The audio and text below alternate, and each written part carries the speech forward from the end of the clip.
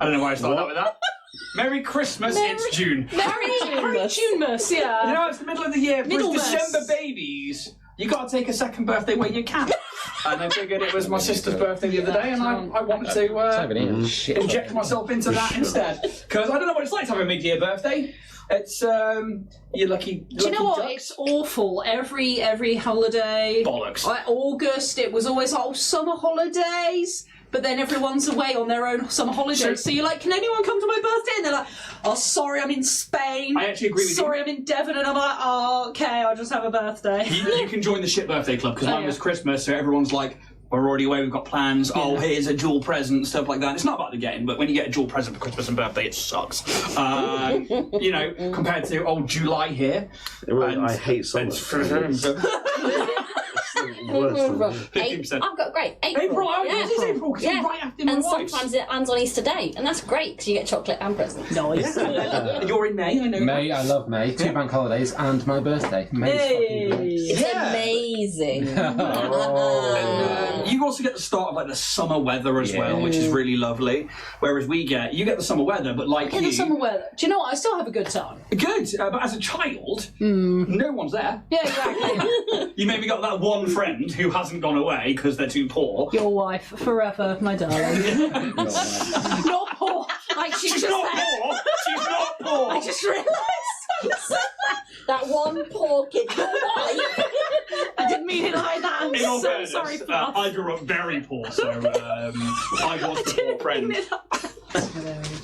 Oh, I'm going to let that settle for a bit with moderator Fluffy, who is my wife. And I didn't realise I was going to start this with a trauma dump of birthdays, but there you go. Do you know what? It's been another week since we've done an episode, and obviously last week we came back from UK Games Expo and we dived into a fucking number-heavy mechanic that I worked out. I didn't enjoy that. No. I didn't enjoy that one bit. I like the narrative of what we did with the vehicle combat, but I think this is the first time I found in this system that's not for me. Yeah. I prefer starship combat when it comes to vehicle combat versus this kind of combat. Yeah, and I found that we were saying briefly earlier, and I didn't want to dive too much into it because I knew I wanted to chat about it now, that I think it's designed for one-on-one vehicle combat. Yeah. But that's never going to narratively be the case. You're going to usually end up with like more police cruisers joining in, or there being... Imagine doing like a whole race of this. It's just not... I'd rather do Starship Combat as a race, or do it narratively and do it based on dice rolls and do our own thing. And I realised by the end of the episode, all I wanted to do was finish and go to bed. Because I was like, I'm done. I got to the point where I was like, I can't be bothered to work out the plus, the minuses. Like, if it's a 20, it fucking hits. If not, let's just keep fucking going. Let's plough through until Christmas and fucking... Which is probably why I'm thinking of Christmas birthdays. And it also detracted from the fact that I knew I wanted to get somewhere narratively, and I forgot to leave it on a cliffhanger. Ooh. I mean, hey, we're being blasted by a solar rays and we're hiding in the one piece of shade. I mean, you are. That's tense. But there was supposed to be a proper cliffhanger. So I'm going to start the episode. We're starting with the cliffy. We're starting with cliffy. And so I'll leave that. I'll leave that ruminating like an old fart for 5-10 minutes. And for podcast listeners, we are down at James tonight.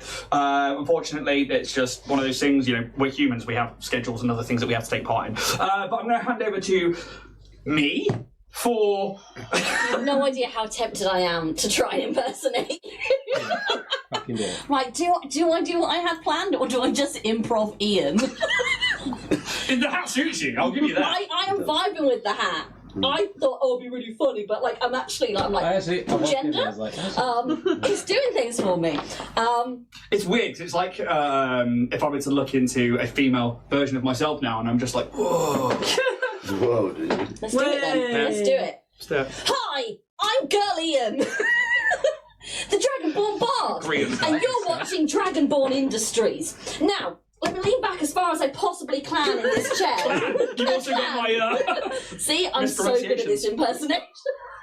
Now, here on the stream, we are so lucky, honoured, joyed to have the wonderful and incredible Richard from Warrior Prince 3D. Richard, unfortunately, at the moment, has had a little bit of a whoopsie.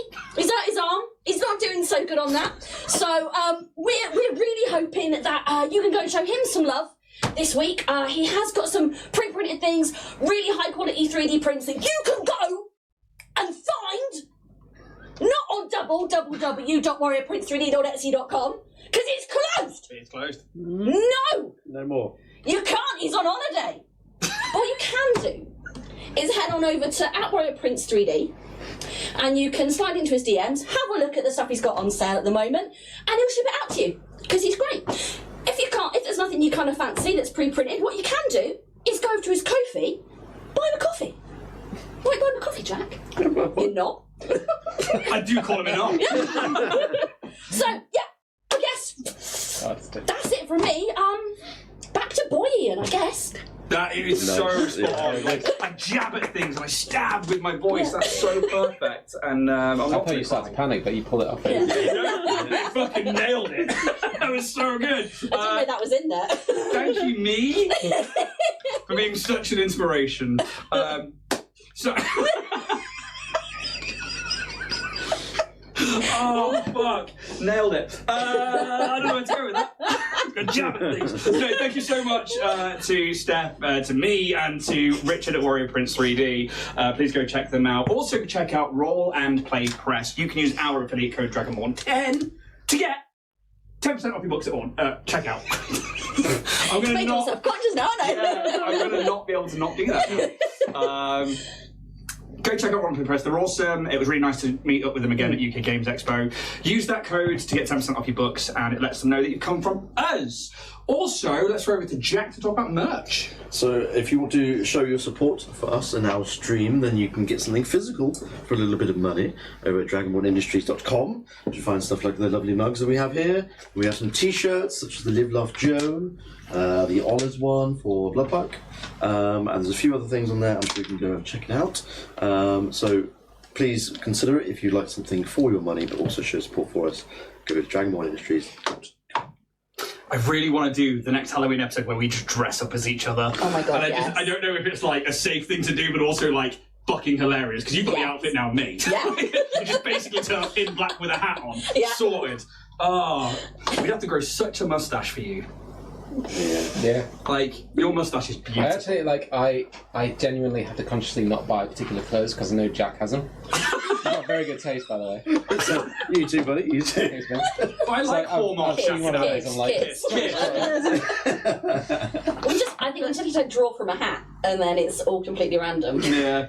Let's talk about That's Twitch. to be mental. Yeah, it's where it's like, where's it also like, I don't want to like encroach on anyone's self-consciousness either, because like I think you have to be able to Laugh at yourself. yeah, basically, and go, yeah, that is me. Yeah, and that was me. That was like, oh shit, yeah, that is definitely From a place of love.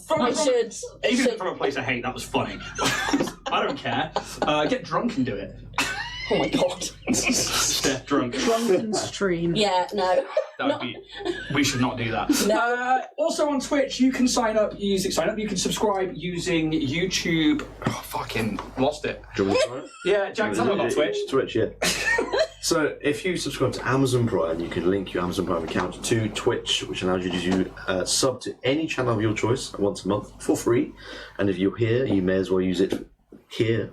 And it helps support us, helps us know that you like us and you like our stream. And it just helps bump their numbers up. So if you could consider doing so, that'd be awesome. Also, lets other people know that you like it. Yes. Because that's sometimes somebody will see a review and go, oh, I'll give that a go. And that could massively help us out. Yes. YouTube, which is what threw me because I read the word, Indeed. went to say Twitch, Prime, and went YouTube, because apparently I can't separate words That's out fine, mate. today. That's fine. We have YouTube, we are past 1,000 subscribers, and we are doing a giveaway. So far, we have the dice tower and the potion sets, but we actually have been donated a few other things that I can't say until they're here, but I let you know and I'll let the rest of you know afterwards. But there's three other companies that have donated things to the draw, so I'll be releasing those this week, and they'll be added to the prize pool. It'll be one big bundle, and we're hoping a few more people will be donating as well. Please go to YouTube, subscribe up, check out that video. It's right at the top of our homepage, and you can, just by liking, subscribing, and commenting on that video, be in with a chance of winning all of that awesome stuff. Lastly, I would like to mention the Crit Awards once more. Steph here has been nominated and is now a finalist in the Crit Awards for Best Player in a Paizo stream, of which this actual play of Starfinder is. So please go across to critawards.org. It's a small form to fill out, and you get a nice little badge at the end. You get to put on your social media that says, I voted in the Crit Awards. Please go vote for Steph here, and also while you're there, vote for Joe Treff for Best Paizo GM for the Alberon Starfinder stream, because they're our friends, and we love them dearly. Otherwise, if there's nothing else from everybody here, Jack, Ian, Alex Thompson, nothing? We're going to take a moment to jump into the intro, because I don't know where I'm going with this.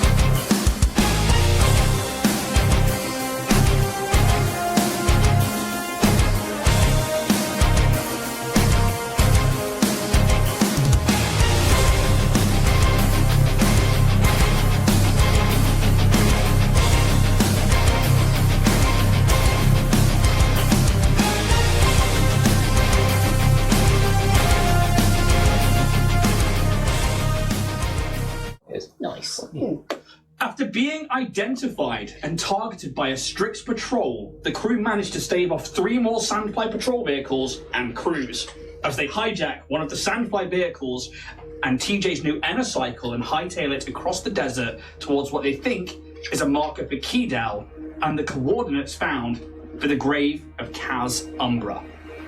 A solar storm inbound, the crew managed to get to the location of the coordinates, a place on the northeastern side of the tower known locally as Underperch, as it sits in a slither of shade offered by a platform at the top of this tower, used for high-priority ships and personnel to come and go, which is a rarity for this secluded society. As your vehicle powers down, the heat rises in the incoming solar flare. 2 things are clear. That homing beacon that says H1 has a secondary H2 has now appeared on that scope. The hollow readout of the tower is now evident as the scope has to pull out somewhat as it arrives at your location to show you the vast footprint of this tower. The H1 is on the south side of the tower, the H2 on the north side of the tower. The second thing you see, as the dust of your stolen vehicle settles, is probably those on the outside that see it first. Bodies strewn about the floor of this small, shaded area.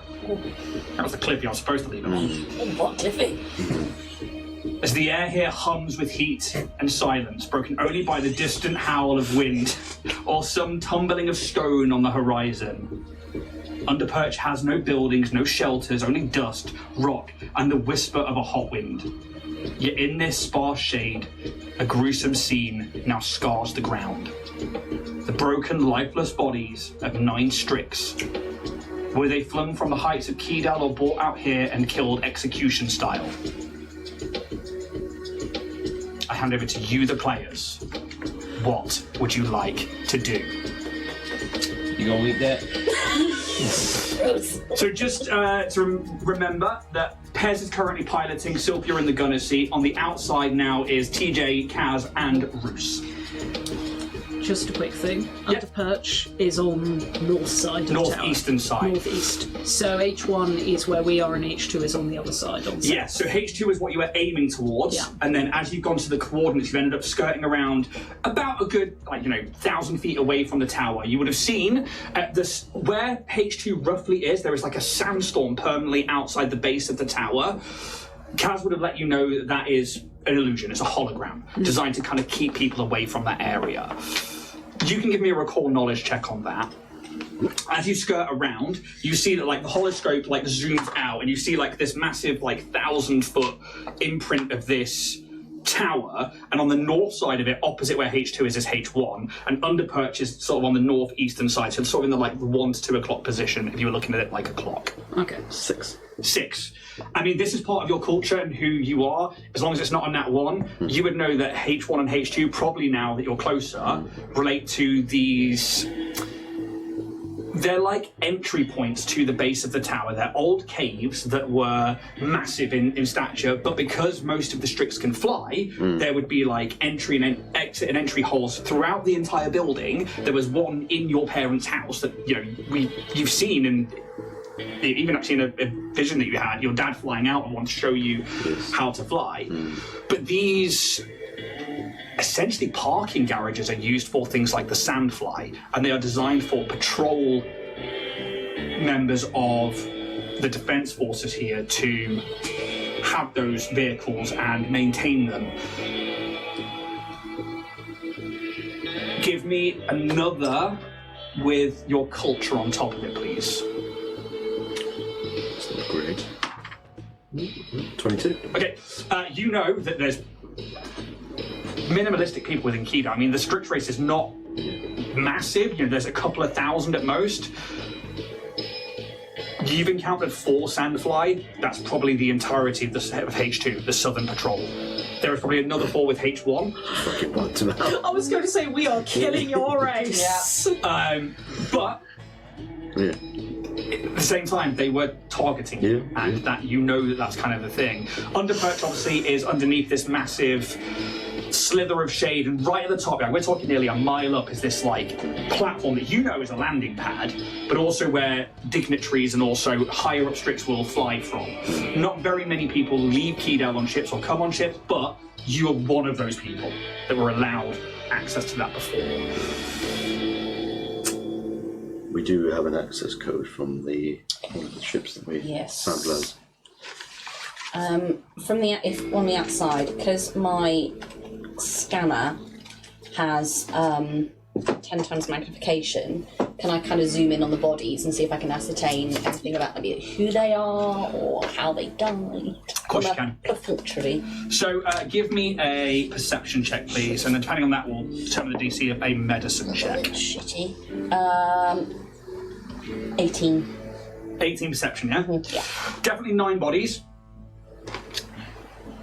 Let me just find my Underperch. Orcas. Well, this is what you definitely get. Clones? They are not Orcas. They're all different people. You? One of them. Give me a medicine check on top of that. Sure. You got an 18 on perception. Yeah. Times 7 scanner. It's quite a high DC. Yeah. Fucking cool dice tray. I've only just noticed that. From Mythical Studio. Awesome. Buy now. Buy. Bye. Corporate chill. 7. Have a good old look if you like. Can I have a good old roll? Yeah, go on. Oh, it's a 4. 15. Yeah, you're not going to be able to tell from here. No. But what you do see is that there are these 9 bodies, sort of broken, lifeless. They are in erratic shapes, so very broken. Like a fool. Maybe. Do they have wings? From the cockpit, give me a perception check.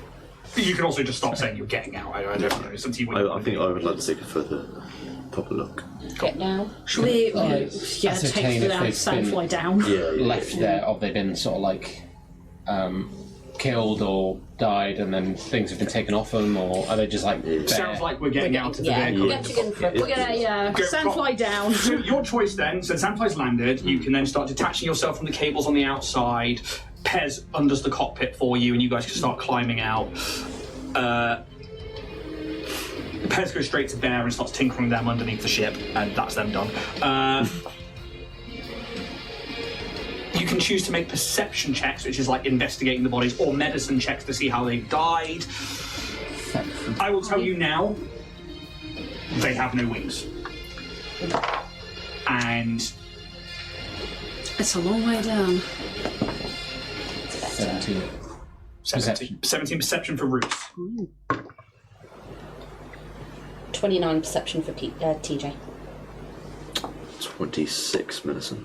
I'm also 26 medicine. Okay. Very nice. Just dive into You see what I see?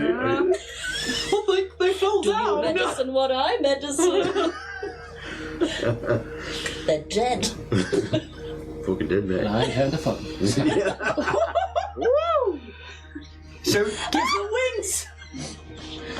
At the base of Keydale, where this monolithic tower meets the scorched, cracked ground of Verces, lies this desolate, wind-scorched expanse known grimly as Underperch.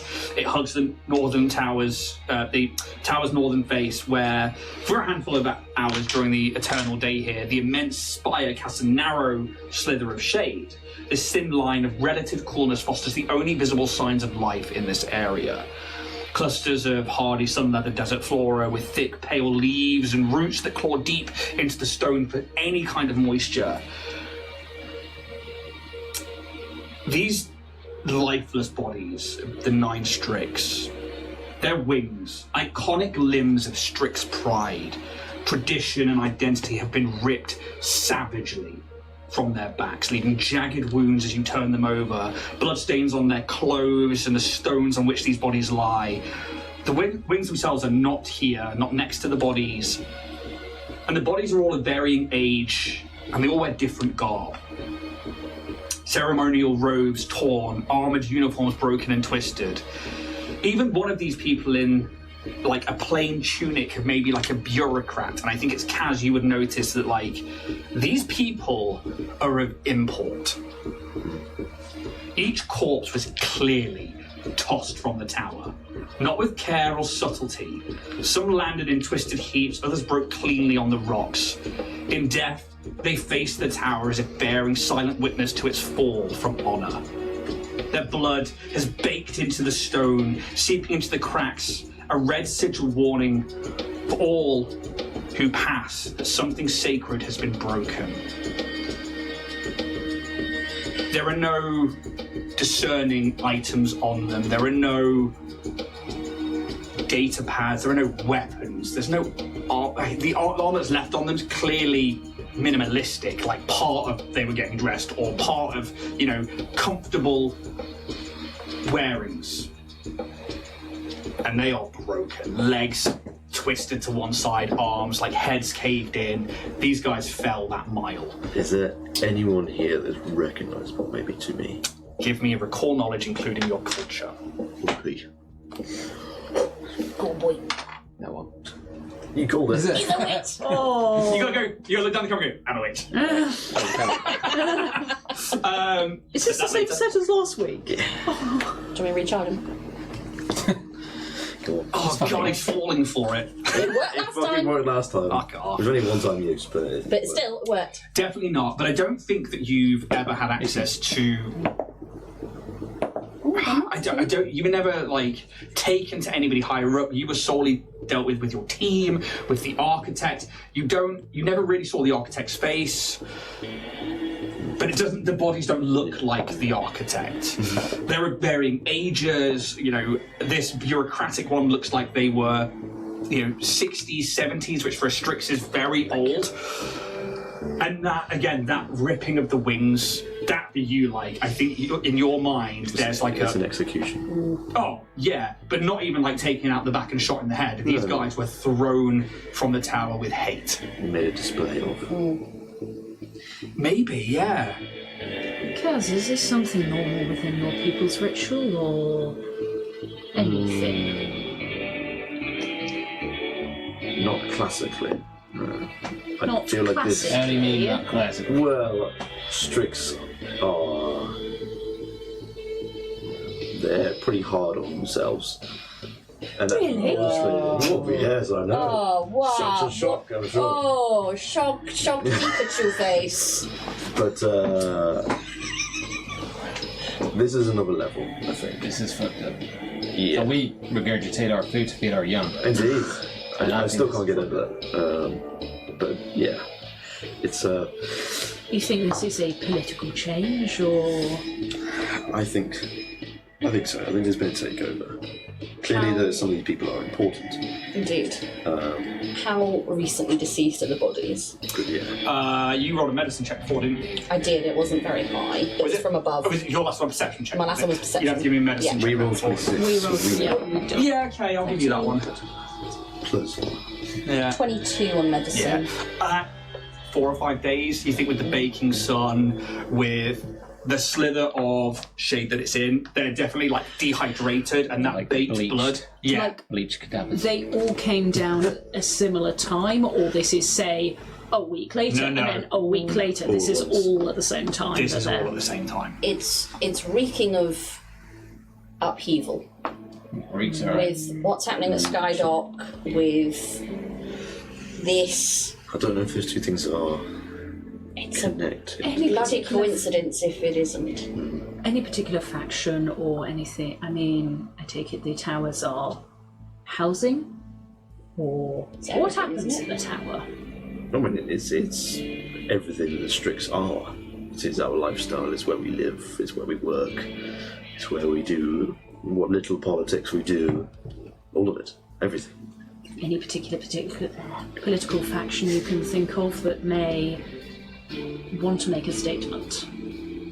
What that might take over the tower, you mean, or Do this? I can think of one or two people. unless the what's the main The Sun city? Council. Yeah. Unless the Sun Council have decided to take up arms against Kidel, and Give me a core knowledge check.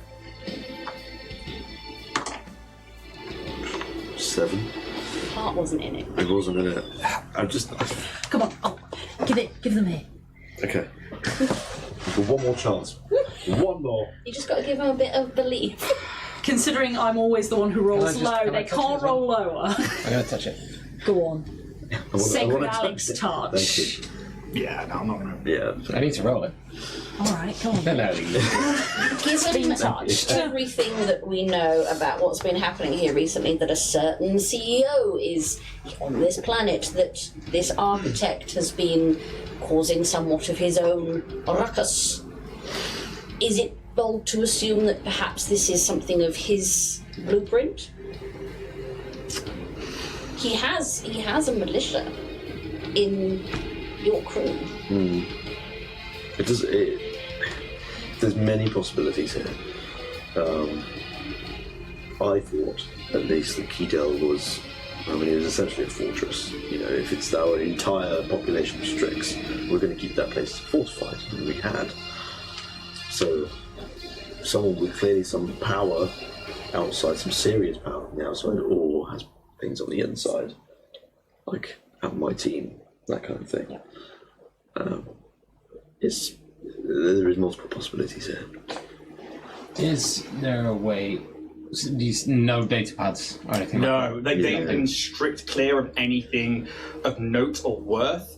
The only real telling difference, apart from obviously their biological makeup, is the fact that they're wearing these different things. Like one is clearly in like robes, another one is in what looks like ceremonial base plate armor, another one is in like science.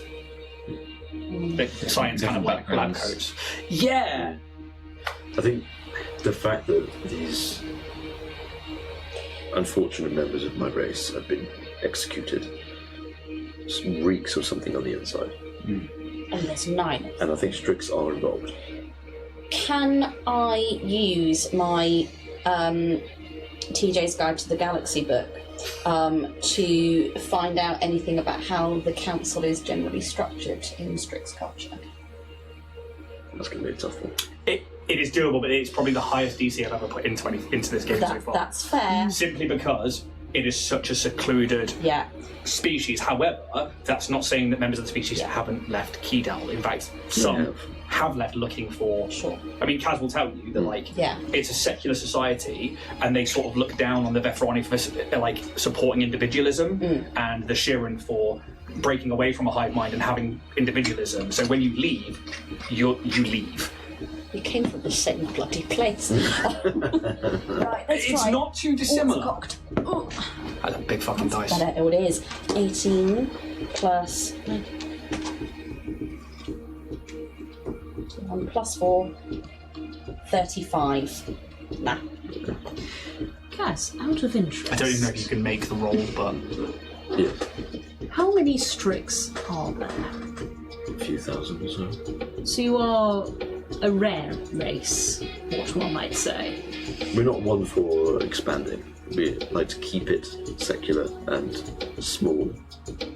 We think that it makes us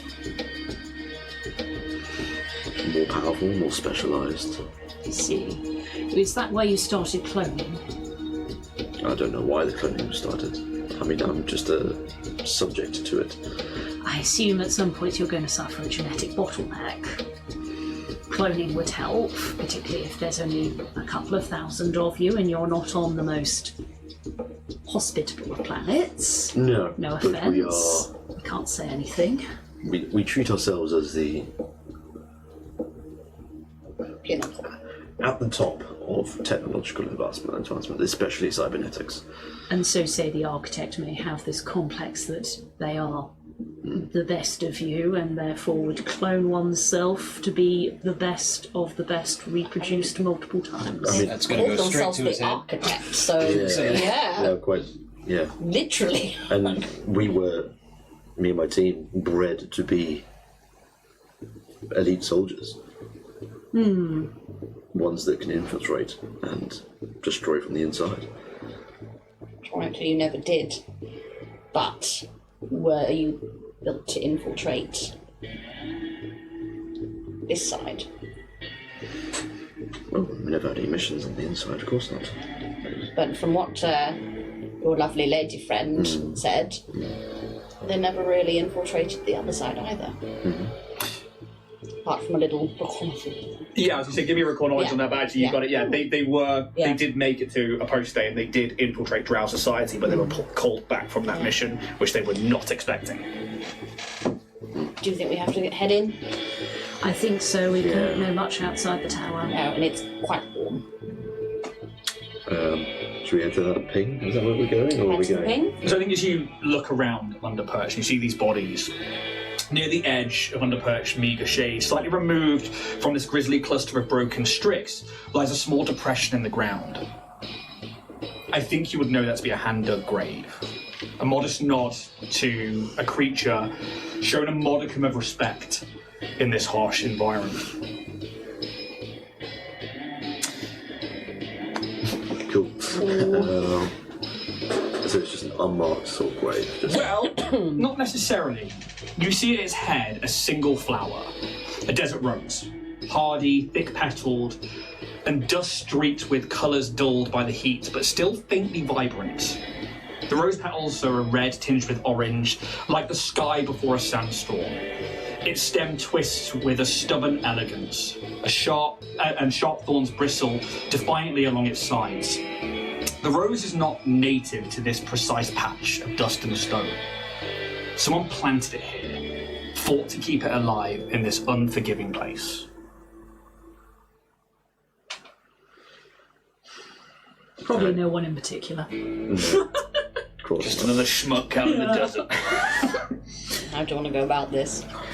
I mean, This is I don't really hold any love for this. I mean, the flower. It would be weird if you did, Cass. Well, exactly. I mean, it's quite literally me, supposedly. Yeah.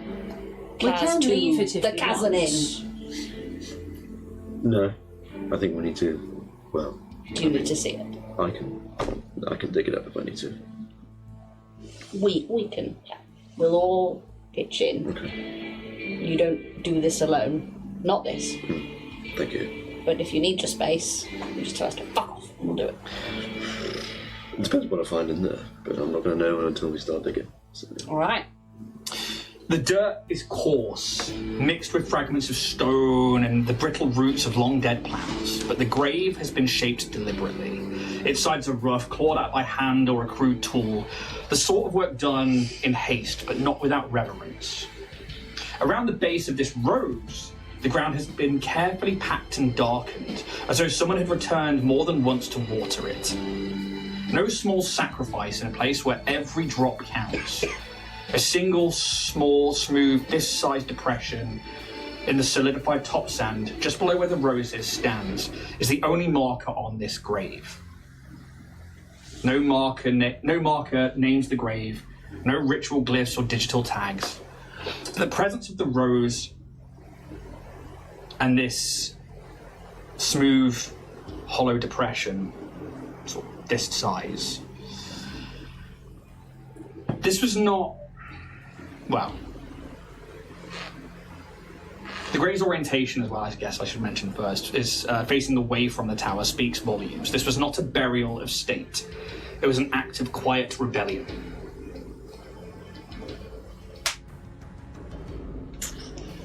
Oh, leak.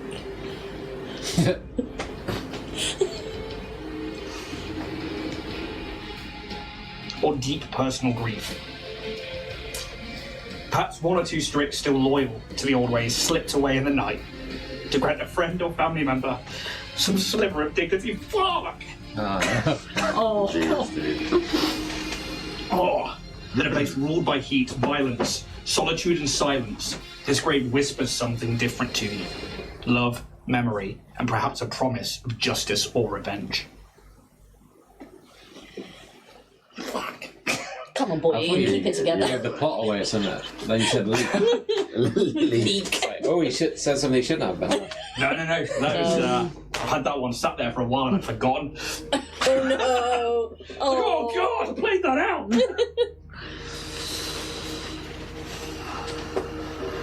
what do you want to do? I don't think we're gonna find much else out here. But I mean, go inside. Yeah,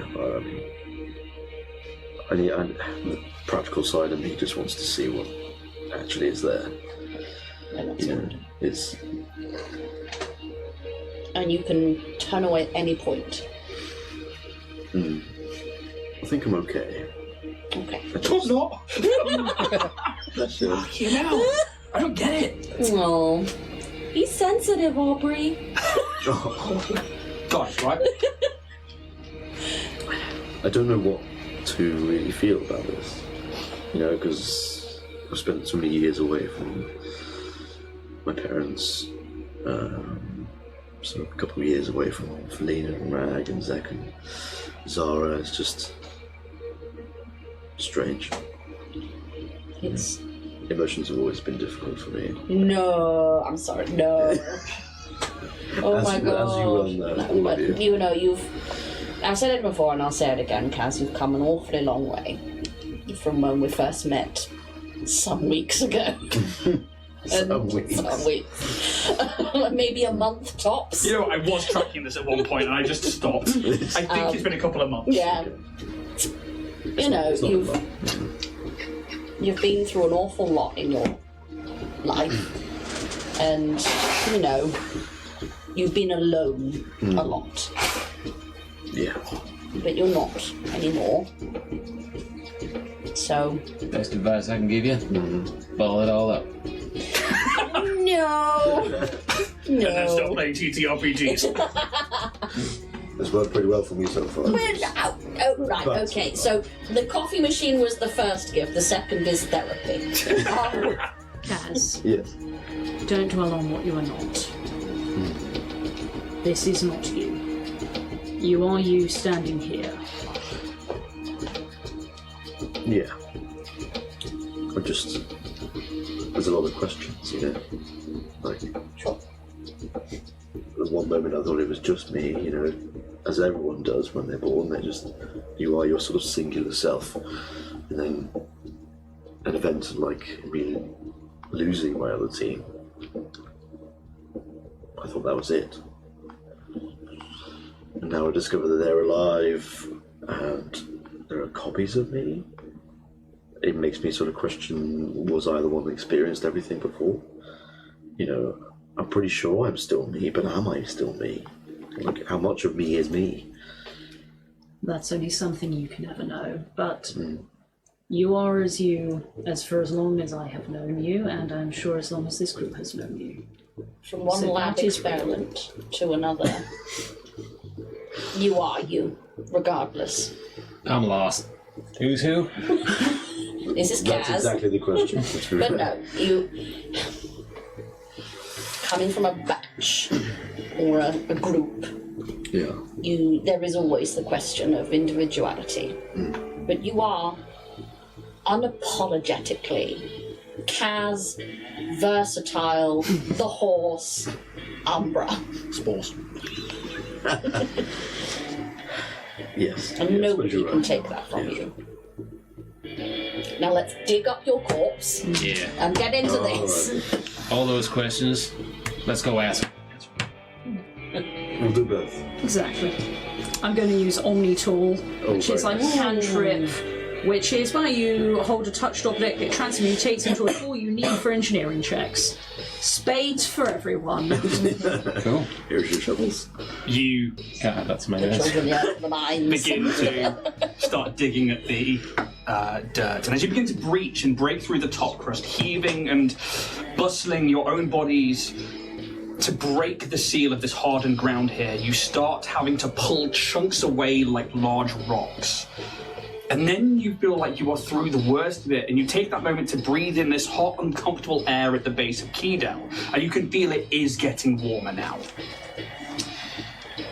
The dry air is still as death in this moment, and the moment baits you as you dig. The sand beneath the rocks' solid crust is fine as powdered bone, and when you brush it aside, it gives away too easy, like it wants to be uncovered. And there it is. There lies the body. Your body. Or his. Or whatever line now divides the two of you. Kazumbra. That name echoes hollow in your chest as you kneel beside yourself. Time has not ravaged this corpse. The arid sands have preserved it with an eerie reverence. Flesh remains pulled taut and dry, not decayed but desiccated. Skin leathered and slightly mummified.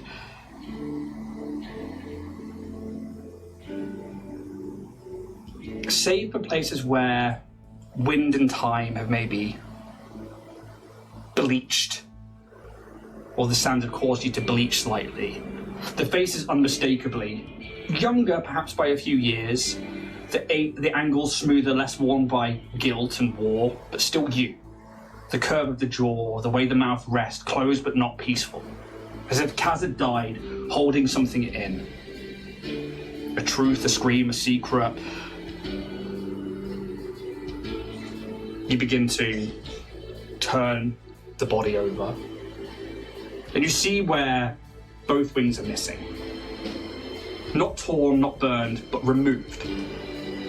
The place it would have joined the shoulders is sealed with surgical precision.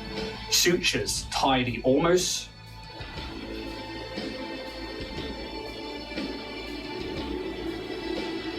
too perfect. There's no blood, no sign of violence, just the cruel symmetry of removal, as if someone had taken a part of you and left everything else behind. It's not just a body buried in the earth beneath this tower that you swore to protect. It's a reminder, a vision of yourself who came too close to the edge and didn't make it back. How many steps are left before you follow? Certainly me, all right. Yeah, look at that jawline. Crazy. Yeah. What a handsome fella. Yes, Kaz, yes! Self-worth. See it as another chance that you've been given. I mean, everybody can give me a medicine check. It's a very low DC.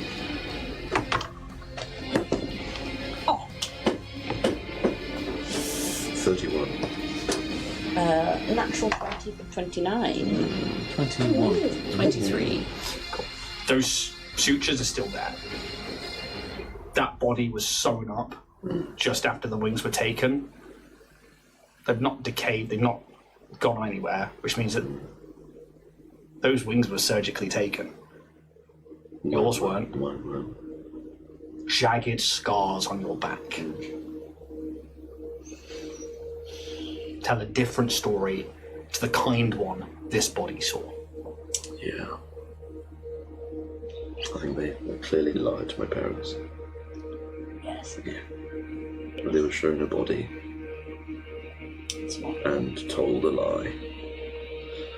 To sort of hail me as some sort of, I did good for the Strix people, you know, but died in his service, as it were. Which, in a weird way, has its own kindness, but has this deception behind it, which kind of stains it. I wonder if they knew. Seeing as My they parents. left. I wonder if some part of them I don't think they believed whoever told this lie. not to sort of be wanting to desecrate a grave again, but I think we've already done it here. well, yes, but should we check for anything about the body? Any Yes. clues Can or I investigate my own body? Messages or like just trinkets or whatever that's been maybe left here. Yeah. Perception or medicine, depending on what you want to do.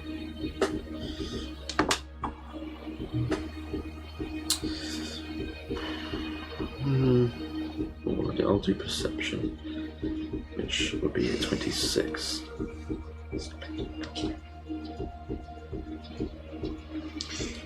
I mean, you're wearing like these skin tight, I guess, flight wear trousers. And even in that, those legs aren't augmented. That's something that you know you've had for a long time. Yeah. You know that's something that every member of your team has. The ghost of yourself here doesn't. Those clean suture marks, those... I mean, minus the desiccation, this is definitely like you around the time of the incidents. Yeah. But you think to what Felina had said, to what Dr. Grimm had said, is this your clone? I think it solidifies more that you're not the clone, that they are. And that a rudimentary amount of throw some trousers on him, sling him in a grave down here, is about as far as it went. But Looks like a backup plan to me. yeah, the one that failed. When you think about what was told to you by Dr. Grimm about how that transponder, they wanted to know why it didn't go off on you, and they thought maybe you'd taken some kind of particular energy or something, and actually the troopers said that you just didn't die. So when the rest of the crews got sent back, they died. And instead of looking for you or for thinking that you survived, it appears that they went, oh, that didn't work. Out with the trash. Felina said they warned you. I mean, there's a grave here for you with a rose that's clearly been watered. That depression that was in the topsoil, same sort of size as that rock you found with Here Lies Kazumbra. Possibly removed and hidden for you somewhere else. Because they knew you were coming. Out of interest, why make you the story? Not to diminish you or anything, but I am. Look at those cheekbones. But it does rather seem that your other self has been used for propaganda of some description. Why you? Well, I don't think there's a particularly larger picture. I think It was this was convenient. it was convenient that they had a copy of me, and they needed to tell a lie to my parents, who were quite involved in a lot of things, so that they would not Cancelled, didn't she? almost, so that they would not think that they were being lied to or shady things were going on. I see. I think that's all this is. I'm not sure I'm being used as a everything's all great to all strings. I think it's small and contained. I will say, even then, when you think back to the things that Felina said during your dinner date, it was about 6 months after your death that they were taken, not knowingly, to your parents' place because they think that your parents had asked questions or something. And the architect went there themselves to tell them. Yeah. But not till 6 months after, and they started asking where you were. They were trying to be the good guys, or appear to be the good guys. Close the chapter. Yeah, because they didn't want the grief. Shall we close this chapter? I'm assuming I didn't find anything. No. I don't think there's anything else really here. Can I actually check if, like, does this body actually have, like, organs, or was it actually alive? You know, or was it just like... We cut them open. Well, from a medicine check, you know, I can feel around in the body and just kind of see, like... I mean, it's pretty desiccated. You could probably just peel some skin away like a dried orange and get it. Oh, it's going to be so crispy. Hey guys! I've been finished with cats. Oh my god, I thought you were going to be Sid for a second. Oh no, I threw my D4. I got so dear. excited about that. I mean... I'll find it later. I just want to see if it's like... Yeah, give me a medicine check. Yeah. 30. Yeah, there's definitely organs. This is definitely a body, and it is, you know, it would have been a working body. Can I see how they were killed? I think with a 30, what you see is that, like, there's no wounds, there's no, like, physical, like, stab wounds, there's no... And it's hard to tell with this, but you're looking at, like, the skull, you're looking at the heart, you're looking at those main kill spots, you're, like, tracking the arms, and you see that there are, like, probably... And this is where I don't know, like, a 6-month-old corpse that's been in the sand if there's a bruise left from a fucking cannula. But I think you would see, like, there are puncture wounds, like, needles would be on their arms and the backs of their hands, and possibly the sides of the neck. But that looks pretty... It's very neat and very symmetrical, very, you know, attaching to organs. And you think of, like, sensors and maybe something like tracking a body or maybe keeping a body alive. Yeah. Rode in a tank. Never lived. Yeah. Could be like all the bodies in Nimbus Times. Yeah. Entirely plausible if they've been working together for an extended period. That some of that technology might have been shared. I think you feel that this is a body. With the other ones, it seemed very real, but then you've been told about these, like, extending bones and these carbon alloys that, like, push the skin and make it look different. But those bodies didn't decay. They were definitely synth bodies, but made to look very realistic. This is a real organic body. This is legit. Yeah. Yeah. I'm happy to cover this back up. What's the plan? Where from here? Before we go anywhere, I want to leave something here, just in case someone... Like, Kaz was here. I want to essentially, like... Because I'm assuming I've probably still got that sort of transponder. Yeah.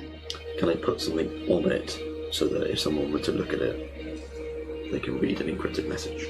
So it's a burst transmitter. It just pings out like it's almost like an old radio frequency that, like, bursts every sort of 6 to 18 seconds. So it's not one that you can, like, encode something onto. It's just like a beacon that's kind of a here I am. And maybe at a push you could probably send like old kind of Morse code, like... Can I G-me something up from any maybe spare parts from the Sandfly that we have nearby, just to create just something that has the ability to contain a message easily, digitally? Yeah. I'm not even going to make you do an engineering check. Pez would probably help you with that. He's got enough kit on him. And exactly. I'll put something sort of together. 80085. Whoa!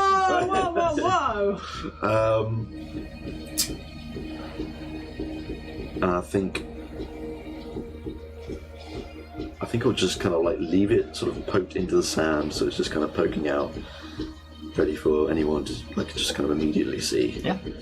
And the message is just going to say, "Here lies a lie." That's cool. God.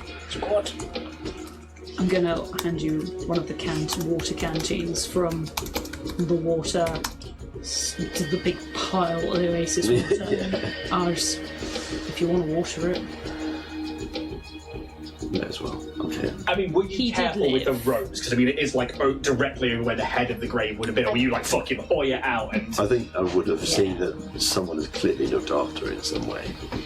Yes. If we can retcon that for sure. Yeah. No, you didn't say it. So your character hoyed it against the wall. I hope Rose's I like petunias. clearly don't fucking know me, do they? Just as a housekeeping point, for when Kaz has been doing this, I'm going to reload my Ring of Whispers.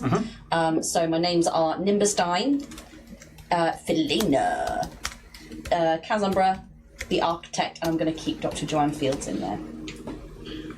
Has anyone got any batteries? Yes! I do, I think. Wait, I gave one to Pez. I think I've got another I one. would gladly take 2, that'd be great, but if I can only get 1... I have 2 high-capacity batteries I'm not Do you using. need them? No, because I'm all in small arm now. Wait, I need one of them. I can give you one of them. I'll take 1 at Yeah. least. I got a defibrillator. I'm sure you can get Pez to. A defibrillator?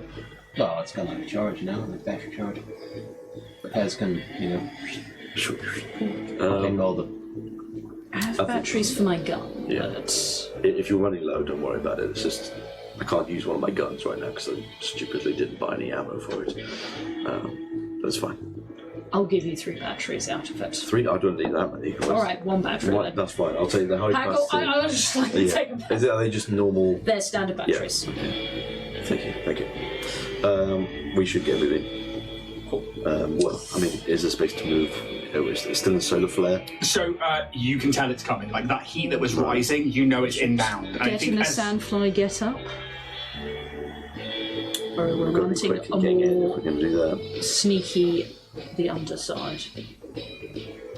Is there a way into the tower from the Underperch? not from Underperch, but you know that like From you H- from H1 take and like stuff. H2 is probably your clearest bet from what you remember. Like you've taken out 4 crews, and that's all that can be held within one of those.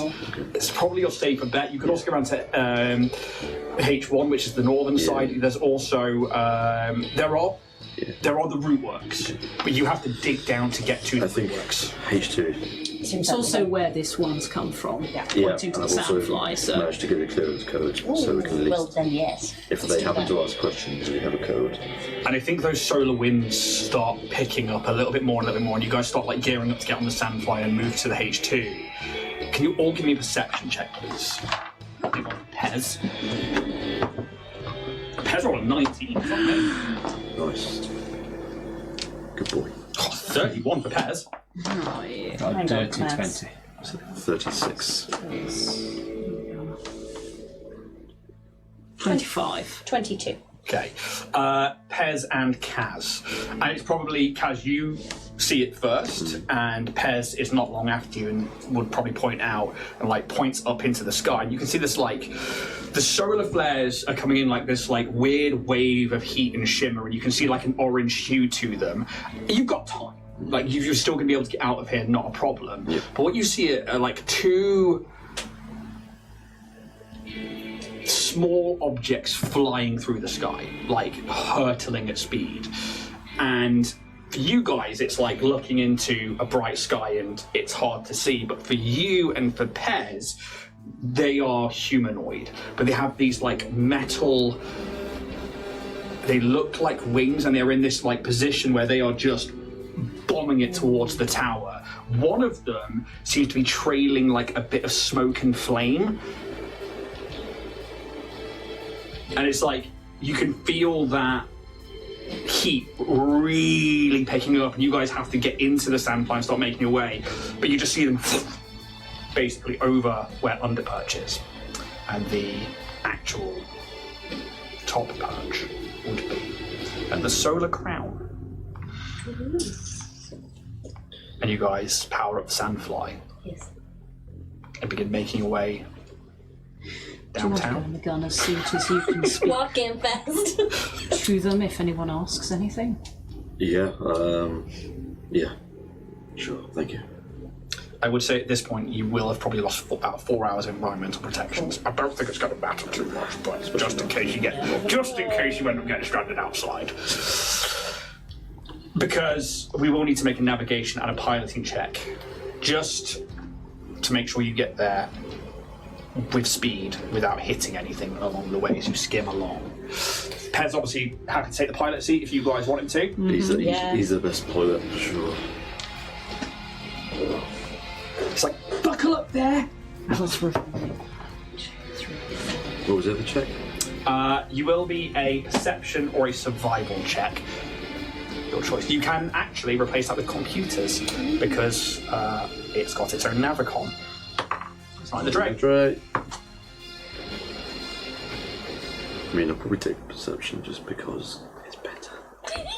It's better. 30. Yeah, cool. He rolled 25 and you rolled a 30. So you guys begin just like hurtling and you are using the Navicon to like skirt around this side of the building. You start seeing on your... You're not trained on this vehicle, so I don't think you know exactly what it is, but something starts flashing red. And it's not that same thing before that was giving out a signal. This is like an alert or some kind of warning that starts going boop, boop, boop. You can give me a... Yeah, give me a computers check. Let's just see if you can work this out. Ooh, my goodness! What a wonder! Pez's computers. Oh, Pez has got a plus 19 in computers. Don't worry, he's got it. Rolled it up for 3. There you It's better than being computers. No, 12. See, it's rolling a bit 28. better. 28. Okay. And it's getting as there, you it's getting there. are, you are getting Rolling up. closer and closer to that like sandstorm, and Pez is like, "Hold on, guys!" to the guys on the outside, and this like this bleeping red starts going off, and it is like a targeted alert. Like something has targeted you. Brilliant. Yeah. Cool. Can we still see those figures above us? No, they Oh, as you they've gone. leave an underperch, they like flew, Okay. and what you lose track of them as they seem to like fly over the actual perch itself, this landing platform at the Solar Crown. But something is targeting your vessel. What do you do? Can I figure out what is targeting us? You could give me a recall knowledge, engineering. I will give you computers as well. Your choice. Recall knowledge with culture, that would be. I would tell you now they have different DCs. Ooh, That's a credit stick in from the job. believing it. Believe, Come on, D20. Believe. We want an 18 to 20. 19. It's better than it was, Yep. at least. Fuck. God knows where that's gone. Later. Sorry, you said Good little pet. So it's either engineering. recall knowledge with Yeah. culture, engineering, or computers. I will let you choose. They will have different DCs. I'm not going to tell you which one's easiest. I'm not going to tell you which one's hardest. Sure. Pez, by the way, rolled a 3 plus 19.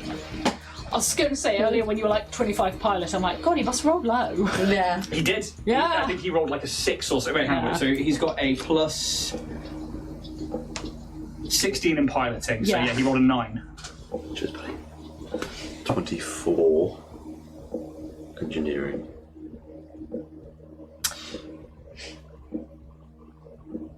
A weapon system has targeted you.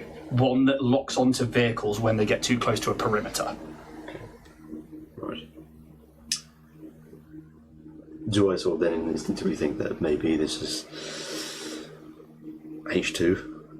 Oh, you know you're approaching calling, like H2. calling out for like a nearby vehicle. You would assume so. Okay. Can I try and activate comms to try and fly for H2? Yeah. TJ? Yes, Kaz. He's just like, I've got to think. I've got a thing. Get inside, quick! Okay. Excuse me. Open the Excuse me. cannon. I'm sure the data pad is like a clearance code that's Okay. Cool. What's the backstory? What are we going with? I'll make it work. I will tell you now. Yeah. You think this is just you need to transmit the clearance code. It's not like Okay. an open on config. there. It's just like Let's keep it short and sweet. Okay. They like poignance, just Okay. Just I'll just go and like comms. Soundfly calling in. Sandfly calling in. Clearance code E4EDD19. Requesting access. Okay, just to reiterate, it's just a type-in code. Like, Type in the code. like what I'm trying to say is like you don't need to. All you need to do is put in the Sure. transponder. Okay, or I'm gonna clearance code. say it anyway. All I was trying to get to. I wasn't like trying to lead you to anything. I was like trying to say. Overthinking me like, ugh. No. Ian's trying to stop that. It's like you know that it's just like Yeah. you're like okay. I just want to need put my head in at the moment and just go, are they going to expect this in Strix? We're just typing it I in. think, yeah. Yeah, you know that you just have to put in this code, Yeah. and it will give you clearance into H2 without being shot at. Okay. It's not like we have to go to the comms or anything, Lady Sylph. Code inputted. And instantly that goes and powers down that particular unit, and you. And for those of you on the outside, Excuse me, I'll come back out again. Excuse me. you are like, you brace yourselves to hit sand, and you go into it, and nothing changes for you. Only the visual of having sand around you, but you put your hands through it, and it's like watching it like break into pixels. Ooh. And you can see it like bursting like a slipstream around the outside of the sandfly. And you go for about another 100, 200 feet, and then it gives way to an opening. Opening? That got you. A cave-like entrance. Oh my god. Usually surrounded by this small dust cloud, this holographic display. It is the very lowest entry point for this spire. This open 70-foot cavernous entrance, which in the larger picture of this tower is quite minimal in scale. You guys start heading towards it. Do you see anyone sort of looking out for the vehicle coming in? You can give Like me... someone just doing the... Where's his name? It's over there. So give me a perception check. So, big headphones on, this one. So you can do a perception check, or you can use a computer's check to do it on the like Navicom holo projector. Sure, I'll do it on the computer. It's 26. Yeah, you don't see anyone. You see that H2 is now right on you with the comm. You see that it's now just like, even zoomed out, it is just a wall perimeter, and you see this like wide cavernous space that you know this vehicle fits into, but you don't see anybody there. Well, that's good, because you're going to see Bruce on the outside, a giant bird man. I'm just flying along. Would you fucking slow down? Pixel sand surrounding you. I mean, like you're, you know, in like geese, like join the slipstream, Oh! getting like jet fuel. Note to self, get Roos some goggles. Pez, just try and bring us into land wherever you can. Are you wanting us to go into the cave, or do you want it to land outside?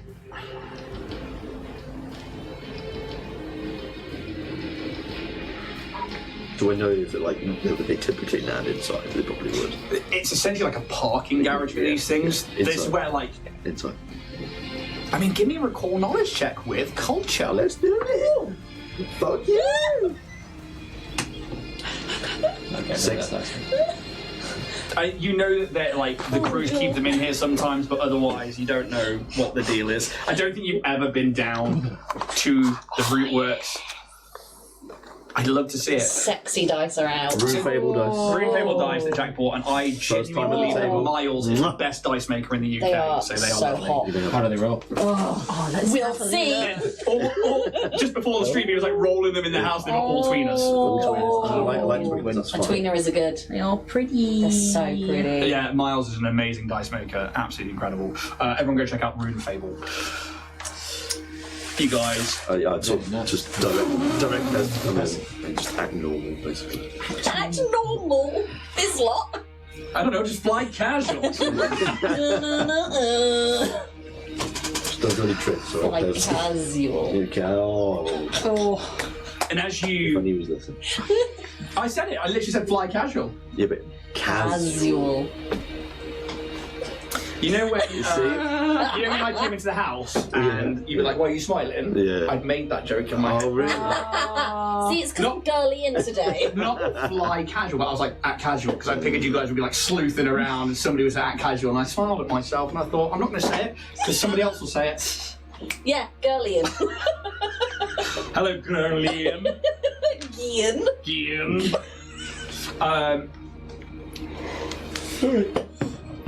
Boring, mate. For podcast listeners, Alex gave it the big yawn. I did cover my mouth. That's alright, we don't mind it. It's all right. Yeah. You Lack of sleep last night.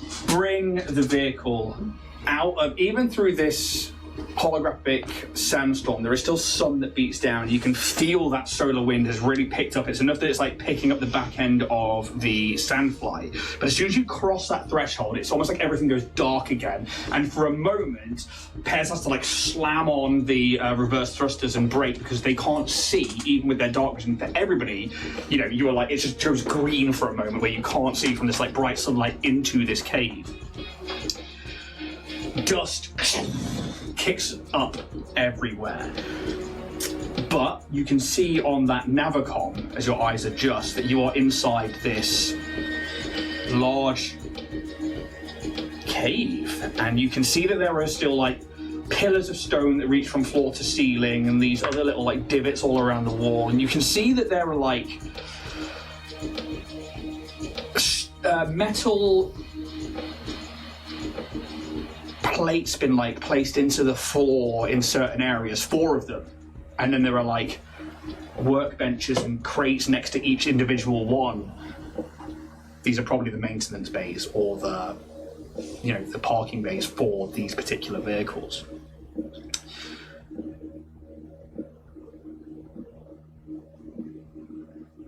I imagine you asked Pez to set the vehicle down.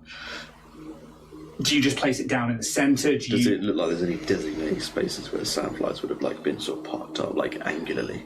Yeah, sort of thing. It literally looks like it almost creates this semicircular room where there's 2 on the left, 2 on the right. These like metal grids on the floor that have clearly been like put in there for things to land on. I think one of those. Yeah. Should park across 3 parking spots. I've rolled for which one it is. Just pop it in. Going to put it down. Yeah. Boop, boop, boop, boop, boop. Parked. And you do, but it comes in, and it's almost like they do. Pez has to turn it around and like reverse it onto the space. You've got on the left. Yeah, plenty of Or room. you can ask him to just put it down facing into the garage. It's up to you how you want to put it down. No, you're near the curb, Pez. Let's make it face. Slightly Yeah, to the left. Flying vehicle and you're stuck in 2 dimensions. What do you do? Use the mirrors. Austin Powers, isn't it? Oh my god, 3-point turn. But as you begin to power down and the wings stop and the dust starts to settle, you are faced with this empty room where clearly people have worked on vehicles all these patrols have set out from. At the back end of this monolith's hungry mouth are 2 enormous stone doors, adorned with writing, symbols and glyphs, all pre-gap and hard to read. But where the creation of whatever original inhabitants of this tower were, 2 great stone counterweights can be seen disconnected and laying on the ground. And over on the right-hand side of that stone door, now carved partly into the stone, a computer terminal.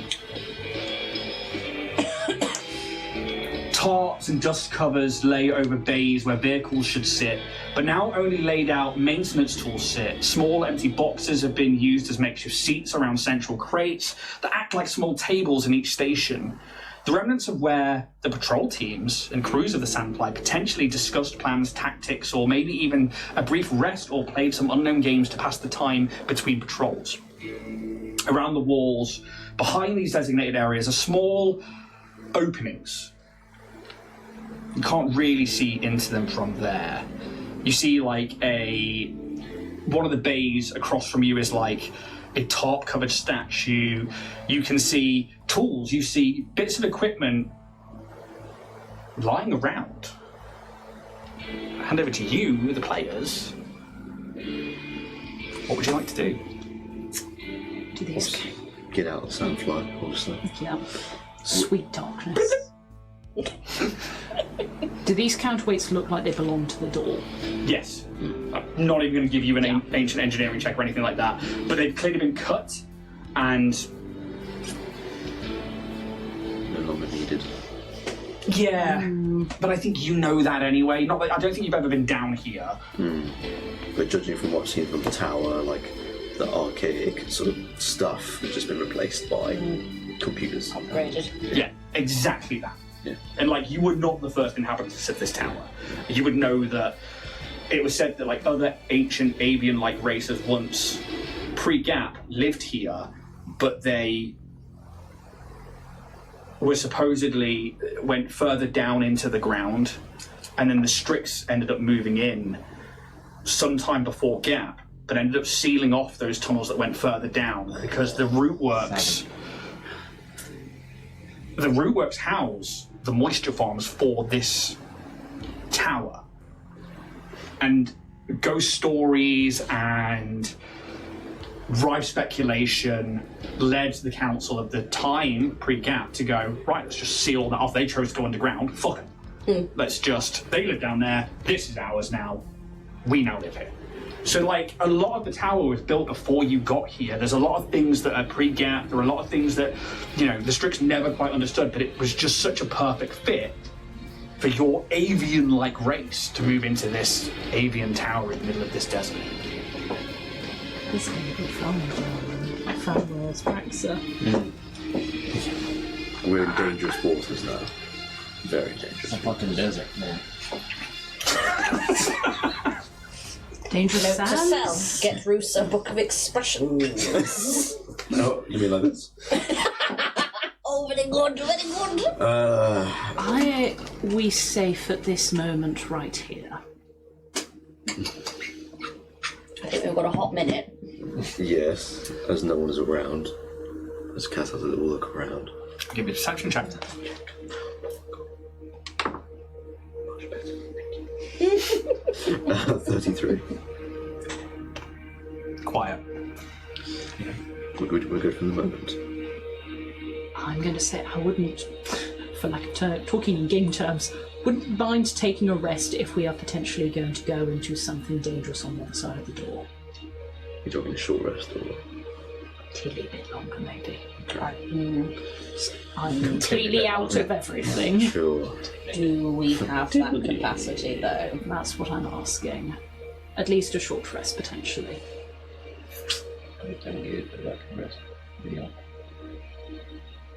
Does a short rest get you anything used at all, apart from healing up a bit? One or two of my racial traits.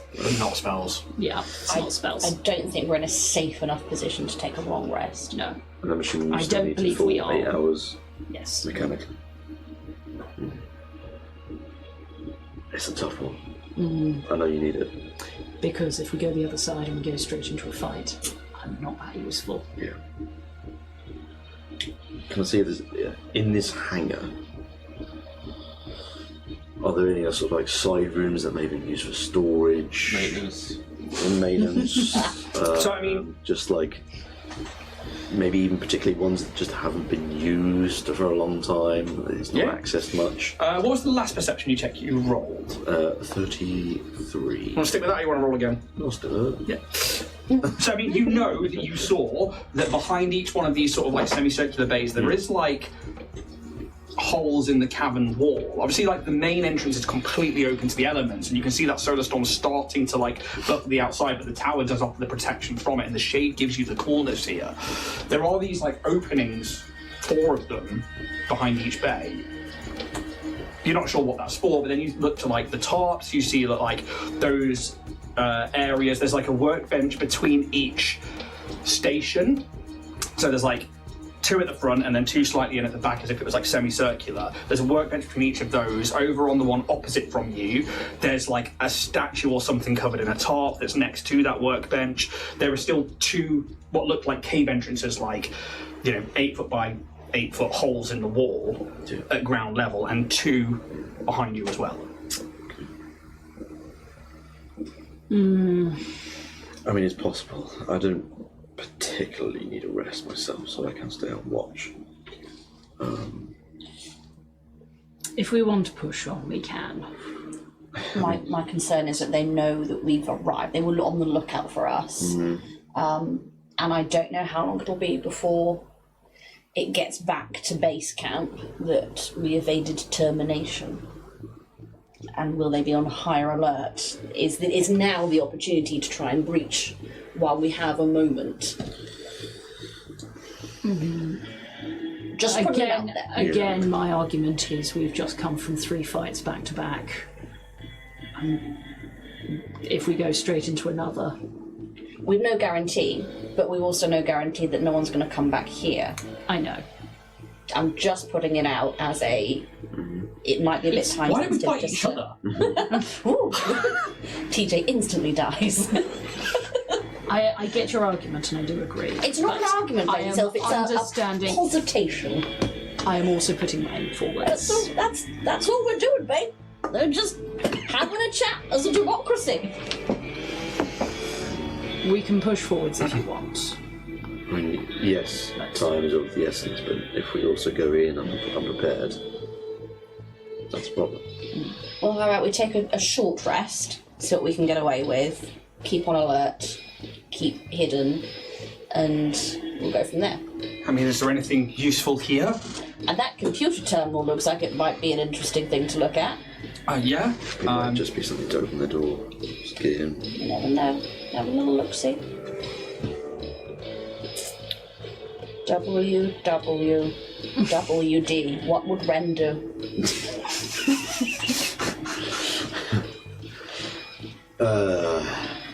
Sure, let's take a look. But maybe someone stay with Sylph and at least Stay with Sylph. start your rest now, whilst we go down the look.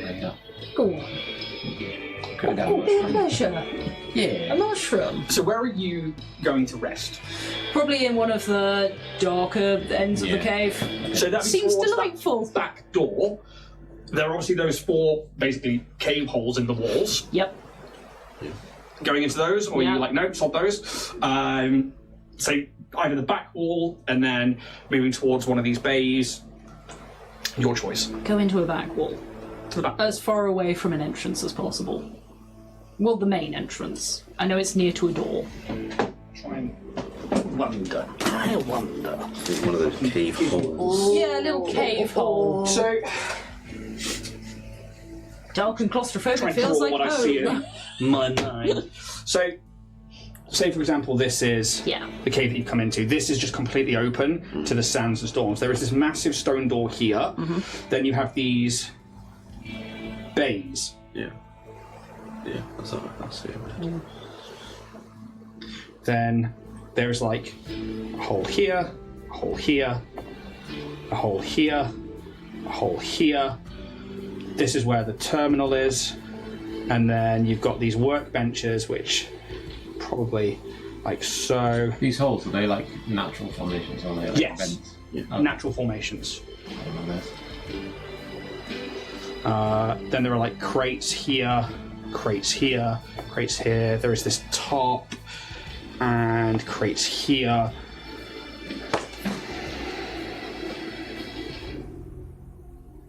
And like each one of these bays in the workstations clearly has like makeshift seats and tools and other things in them. Like this is a worked in space. Take a hole. Take a hole and take some seats. Hey, where did those chairs go? It leads over there in that hole.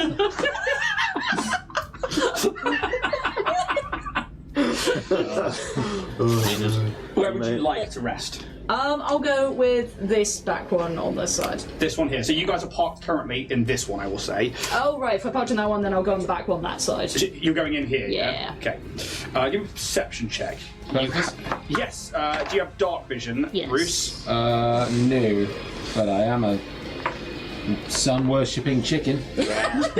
You are indeed, but it's not combat, and you can't attune without combat because Paizo says so. I got 10.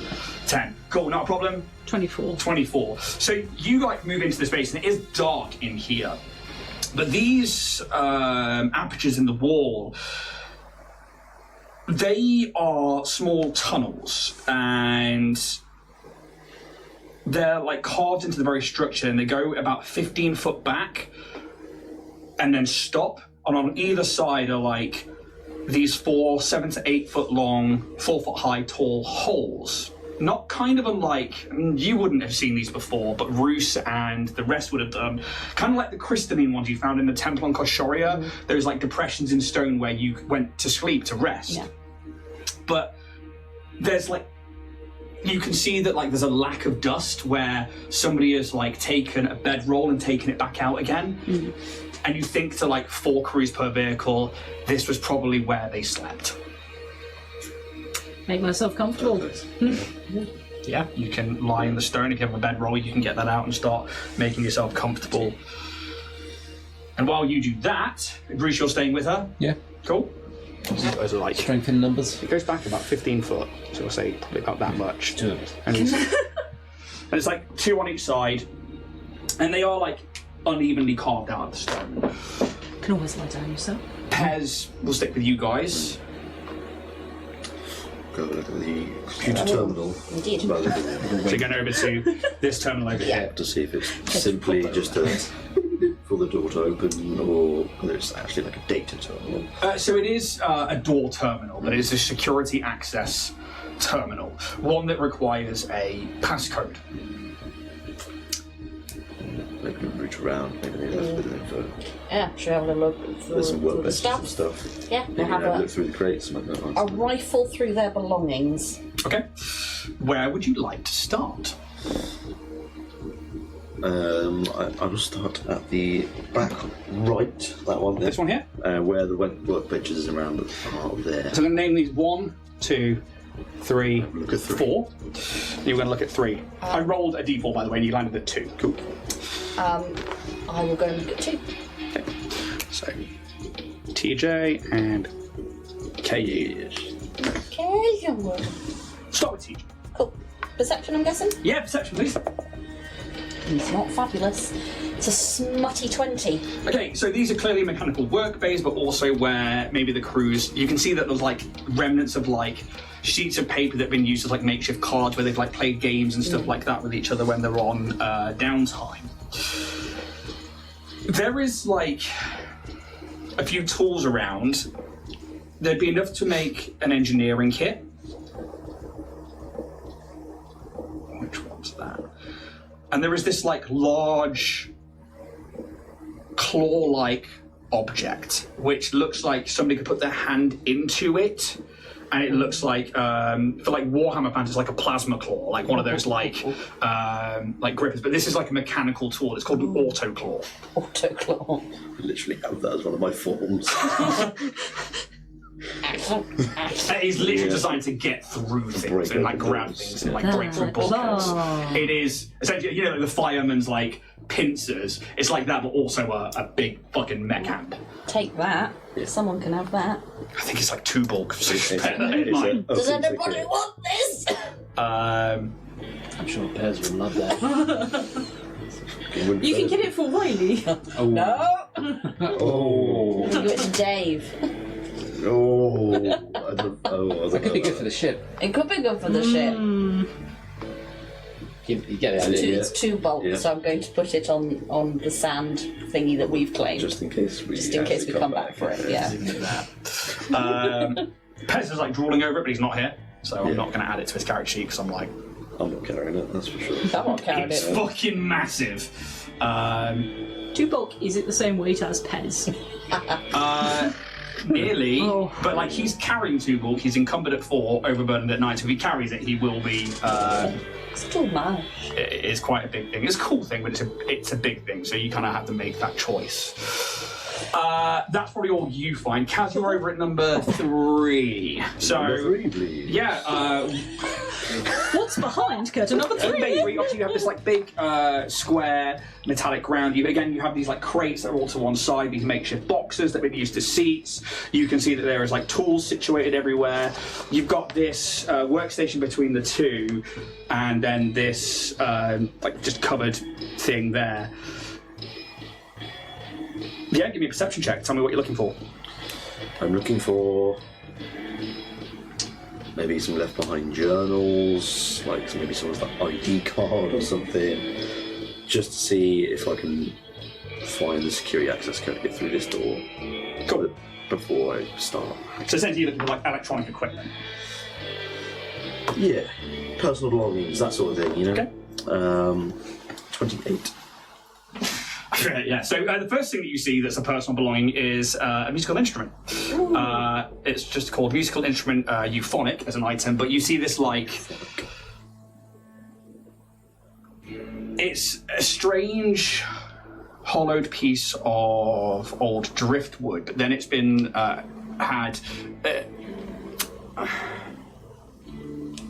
technology grafted to it, which allows for this, when you like press a button on it or move your hand over it, a bit like a Holosax. Yeah, holosax. A theremin, kind of like that as you move over it, and it gives you this like earthy woodwind kind of like hum to it, but it's... Yeah, it's very... Spidgeridoo. But it's like this, it's almost like a bowl, but then it's like got a guitar hole in it, and then these like tech buttons on it that create this like euphonic instrument. So somebody here clearly played an instrument. It's probably, you know, it's not massive, but it's a little bit, you know... It's like a frying pan. Yeah, it's like, where the fuck are you carrying that? But also, like, I think it's like negligible bulk. So, but if you want that, it's a musical instrument euphonic. There is another set of tools here enough to make an engineering kit. There is also enough here to make a navigator's toolkit. You see that there is a piece of technology on the workbench half covered by this tarp that is some kind of computer terminal, but you can't quite see what it's doing. You just catch like the blinking light of something reflecting underneath that tarp. That's all you've got on there.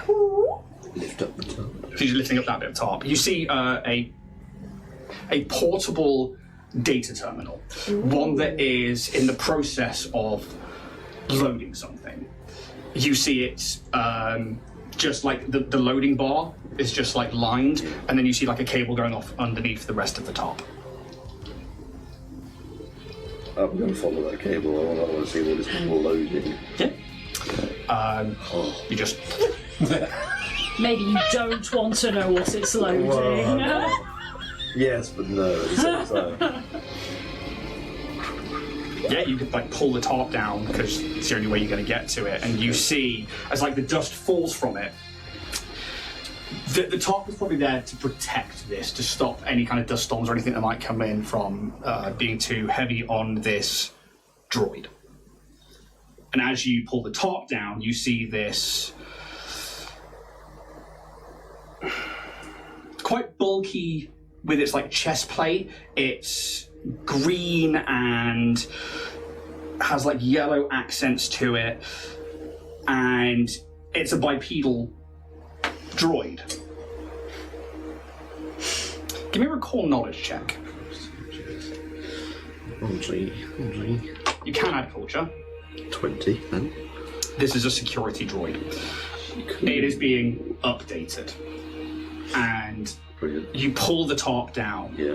And you watch as this like, it's got this green hard outer plating that's obviously hardened into armor with these yellow accents on the outer chest and like the upper legs, and it's like sat on a crate in this kind of semi-powered down position. It has this like yellow spherical head that only has these two recesses where you watch as these eyes turn blue.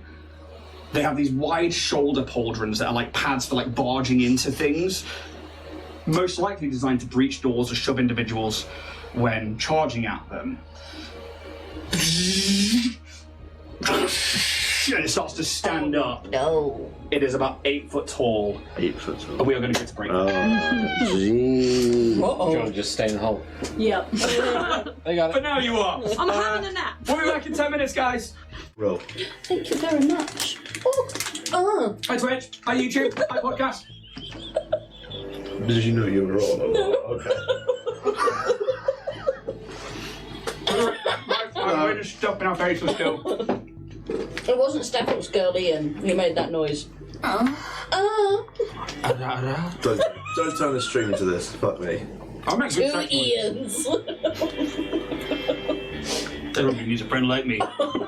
I'm that guy from Starship Troopers. What a great film. Yeah. It's so shit. It's good. But that was kind of, I remember like, maybe... Rico! That's such a... Alex, give me a Starship Troopers quote. One day, I'm gonna kill you and your entire fucking race. I think is a quote. Yeah. I like when he's like, go bug mom.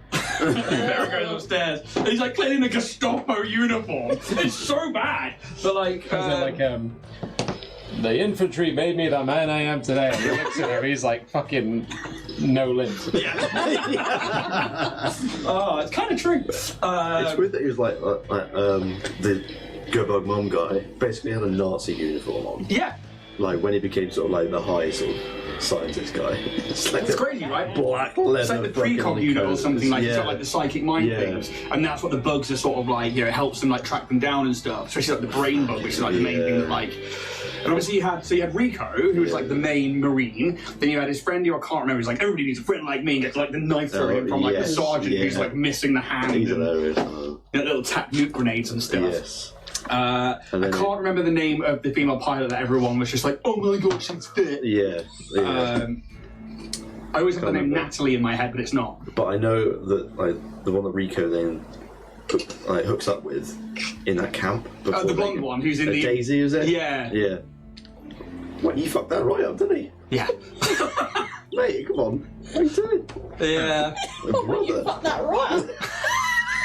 It's like, you know, when I love that meme, and then what that reminds me of there is like Jack watching it, like Just like, what are you doing? yeah. But like, I love the idea of like, is it the meme of like the like really big person that's got like food all down and then watching the Olympics like, you fuck that right up. Waste of space. It's just like, oh fuck it up. There's something really satisfying about a bad movie though. When it's so bad, it's good. Yeah. But I just remember like the whole like bugs like climbing up the side of that like compound and fucking like firing down. Like, I remember like I loved that film so much just for the action and like fighting bugs and stuff like that. Has anyone played Helldivers? It's basically that, isn't it? Yeah, I've got the second one. I haven't played it yet. Fucking mental. I bet the first one was fucking mental enough. Because it's got like 10 levels of difficulty that you can play it on, and like 1 to 3 is like it's fine, you can cope with it. 4 to 6 is like, oh, okay, this is a really fucking challenge, but sure. Anything beyond that, just fucking carnage. Yeah. Just like thousands of fucking bugs. Just Have you got it on Steam? yeah. We need to play We need to play have a game. We need to play have a game. Let's play have a game. Can you put let's play let's have a game? I'll get TJ on. He fucking loves Helldivers. I've tried to watch him play a little bit, and I was like, "This is too stressful. I'm going back to Stardew Valley. Don't like it." I've gone that way with games. So Yeah. I used to only play games on hard mode, and I found recently that I don't have time to video game anymore because I'm doing this, and in all fairness, I much prefer this, but I don't have time to video games. So I finally jumped into Final Fantasy VII Rebirth. And I was playing it on medium because I was just like, I'm not going to go hard. I'm going to go and be sort of like, well, I'm getting older in gaming years, so I'm just going to go that. I was saying I played Elden Ring for the first time like a few months back. Oh, yeah. And I was like, hang on a minute. I'm not this bad at gaming. Like, surely I'm not this bad. And you said the perfect thing. It's like, that game has the perfect way of showing you your inadequacies as a gamer. Yeah. And I haven't touched it since because I was just like, I hate this. All Souls games are Yeah. because that's the target they're going for. And I was playing Rebirth, and I got to the final boss, and it's Sephiroth. And, you know, it's always going to be Sephiroth, and you know, it's the whole storyline. I like what they've done with it.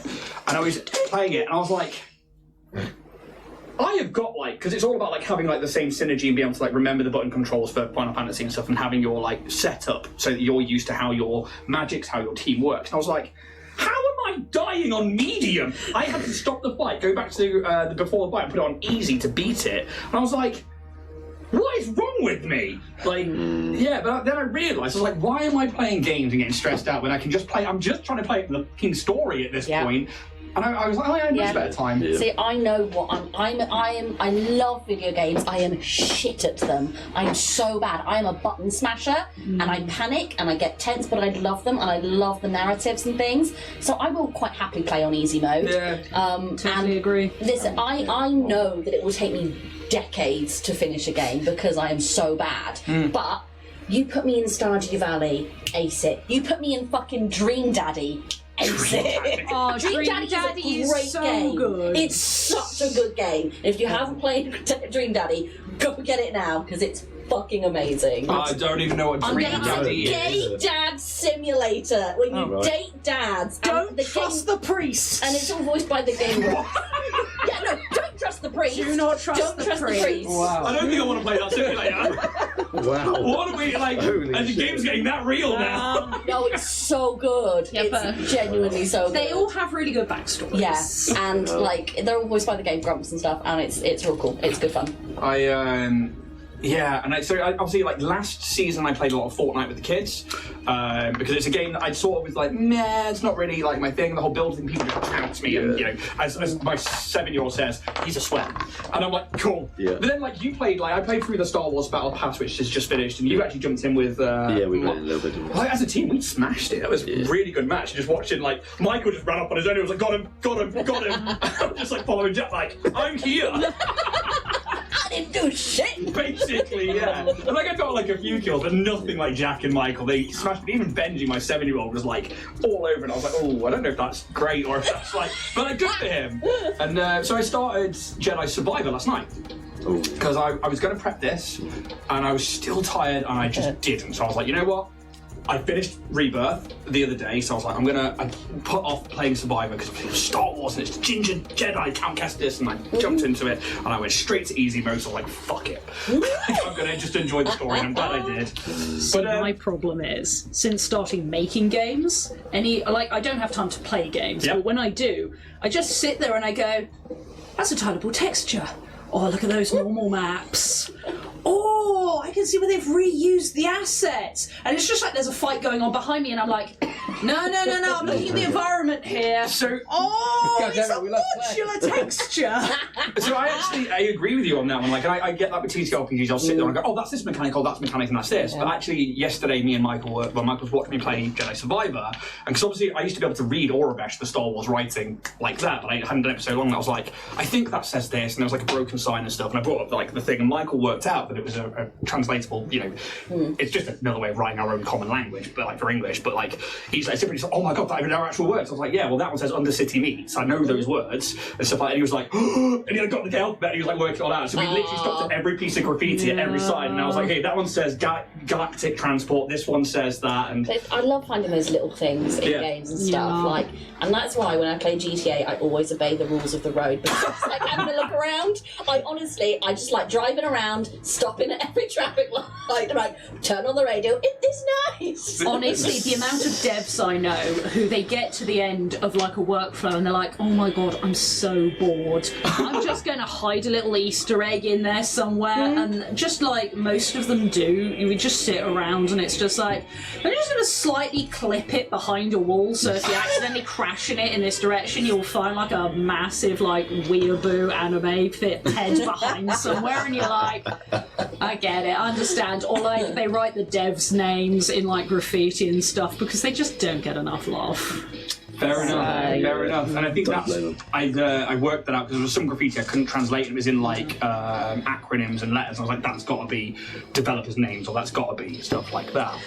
And like, speaking of like people like play GTA and stuff, there was, and this, I'm not going to name them because it's just mean, but they uploaded the shittest video playthrough of them playing GTA, and it's just like, do you remember Matt from Mullion, who I said that we knew? Yeah. So me and him were at college together, and we were there with this other girl, and she was trying to do the whole streamer thing. She was playing GTA at the time. I think it was like GTA 5, whatever was the one out in like 2013.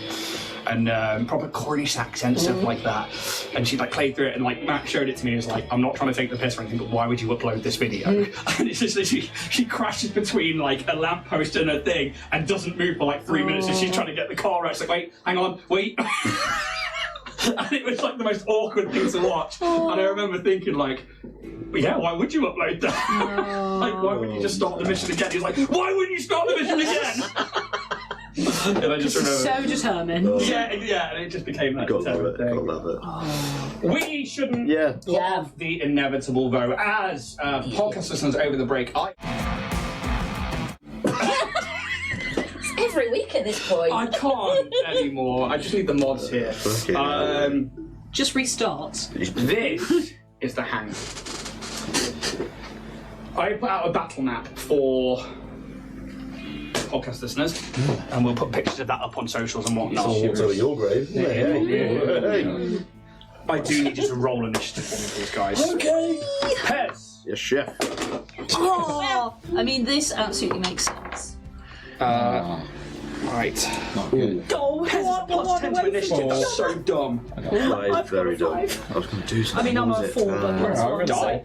Yeah, we're in the hole. We're in a good hole. I was just having a great. Do you know what? I'm just gonna have We're in a great whole load time. of trouble. Yay. Is it this one? Yes. 1/4. So, we got missiles on the sand hopper. Just Good. kaboom boom. Kaboom, boom. If you want to. Fuck it. Yeah. Sils. 5. Lovely. Roos. 4. No. Just taking a nap. Pez got a 12. Even with the plus 10. TJ. 11. Good. Kaz. Come on, Kev. 14. Go on, Kaz, fuck it up. And I think in this moment, this thing is going first. Is that what it does? Oh, it means business. Protocol activated. No, they don't say anything. Assume the position. They begin to like stand up, and that cable like comes out of them as it's just pulled away, and you see that screen just like it like glitches Okay, now. as this like sphere, solid yellow head with just these 2 blue eyes. Like turns into you and like cocks its head, and Yeah, that sounds what we're saying. let's see what we're gonna do first. Kill everyone. Kill. Do it. Do it. Did. Yeah, let's do that. Are we worried about noise? Maybe. I can help with it. I'm It's just gonna make 2 attacks against you, come at me, bro. taking the multi-attack penalty. So -4 for this. There's a 15 plus 22, -4 against your KAC. Fucking hell. That hits. Yeah, cool. Just making sure. Okay, so I'm stronger than You know this is like, there are so few people in Keydell, there are minimal security forces, they need something powerful. so they employ robots in a lot of the place. It's a 1 on that one, and a 10 on that one. 29 points. Wow. I will use my reaction. Bludgeoning damage as this thing, on the first attack, just like punches into your chest. Oh, Jesus. Reactive shunt. Yep. So that's -9. 20. Because, Yep. yeah. Just to basically deflect some of that blow. Yeah. How's it look? Is it like you're like, because now you've got like this dermal plating, now you've got like your reactive shunt. Oh, yeah, Is it like as well. take part of that? So it's down 13, so down 13. to 16. 16 points of damage. Is it like it gets absorbed into the dermal plating? Is it like, you tell me how it looks? Because this fist just boosh, as it just fucking hydraulics kick in, and this thing kicks. Okay. Like a mule and eat. I think, like, if we were to see it from like a camera perspective, it'd be like, it would like sort of slow down time as the sort of punch hits my chest, and like it kind of zooms in, and you can see like the compression on my chest and the skin itself. You can see like the dermal plating, sort of like hexagonal tiles almost, start to like crush in, and then obviously they break away. But then like the nanites try and kick in as well, but they also sort of break away, and it's just like softening some of this blow. And you can imagine that just the blow would have absolutely fucked me up. The second attack.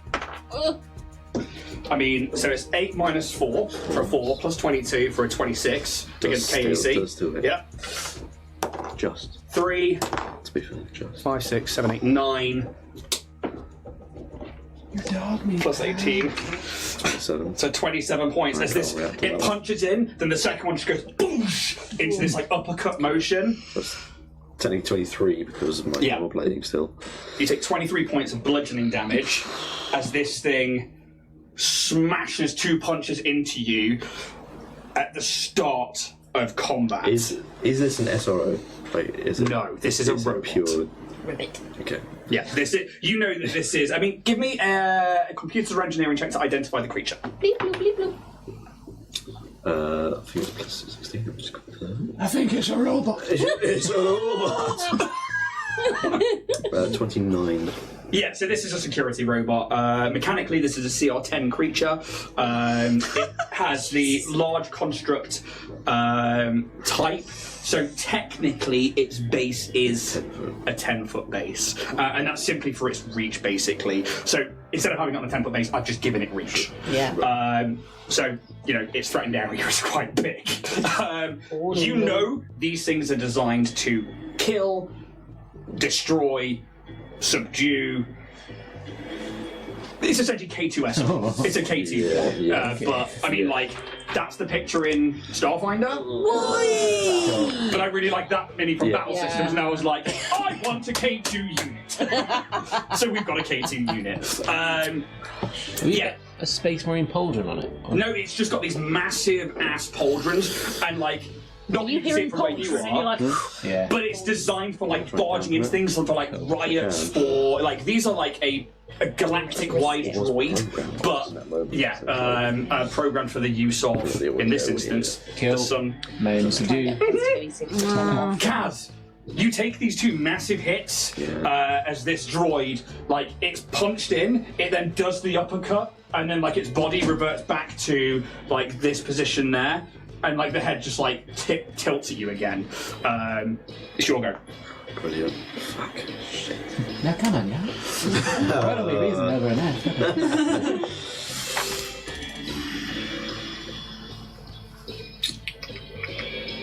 Turn it off. I mean, it's kind of like on my head, like how... Can I still see the terminal where it was plugged into? Yes. Like the screen? Yeah. Does it, like, say, like... killcows.exe has been loaded?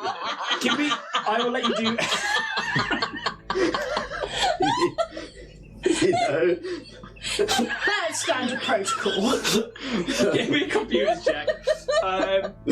This is going to be a high DC because I'm not making it an action. Okay. But 34. okay, cool. So it's obviously uploading an update. Yeah. This is not orders. This is a software update that's going into it. But obviously, it's still got its own protocols, its own orders, and obviously, you think that tarp was there to just stop the sensors from seeing things and just basically from it acting or reacting, and by taking off the tarp, you've given it like its priority sensors something back, and it's gone target. So it's in this like weird, half updated, aggressive place. Yeah. Put it back on. Like a parrot goes. I mean, Yeah. I don't know. You can certainly try. Put a little blanket over But it's it. I want to basically, try, but this seems it's in aggression mode. Yeah, but if it can't see, hood back on. What you would know, with if it was halfway through an update, it means that it's the tier of its own computer is not up to scratch. I can't really hack into it with anything because that takes time, and I don't have time when I'm being punched in the chin.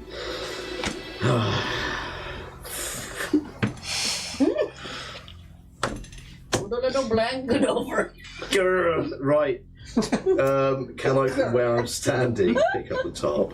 Okay, so you absolutely can. It would be a movement action to interact and grab the that's item. Bear in mind, heavy dust top, Yeah.